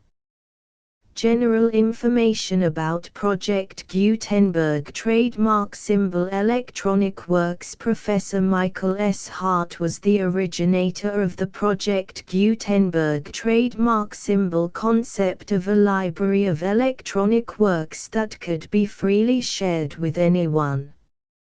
For 40 years, he produced and distributed Project Gutenberg trademark symbol ebooks with only a loose network of volunteer support. Project Gutenberg trademark symbol ebooks are often created from several printed editions, all of which are confirmed as not protected by copyright in the US unless a copyright notice is included. Thus, we do not necessarily keep ebooks in compliance with any particular paper edition. Most people start at our website, which has the main PG search facility, www.gutenberg.org. This website includes information about Project Gutenberg trademark symbol, including how to make donations to the Project Gutenberg Literary Archive Foundation, how to help produce our new ebooks, and how to subscribe to our email newsletter to hear about new ebooks.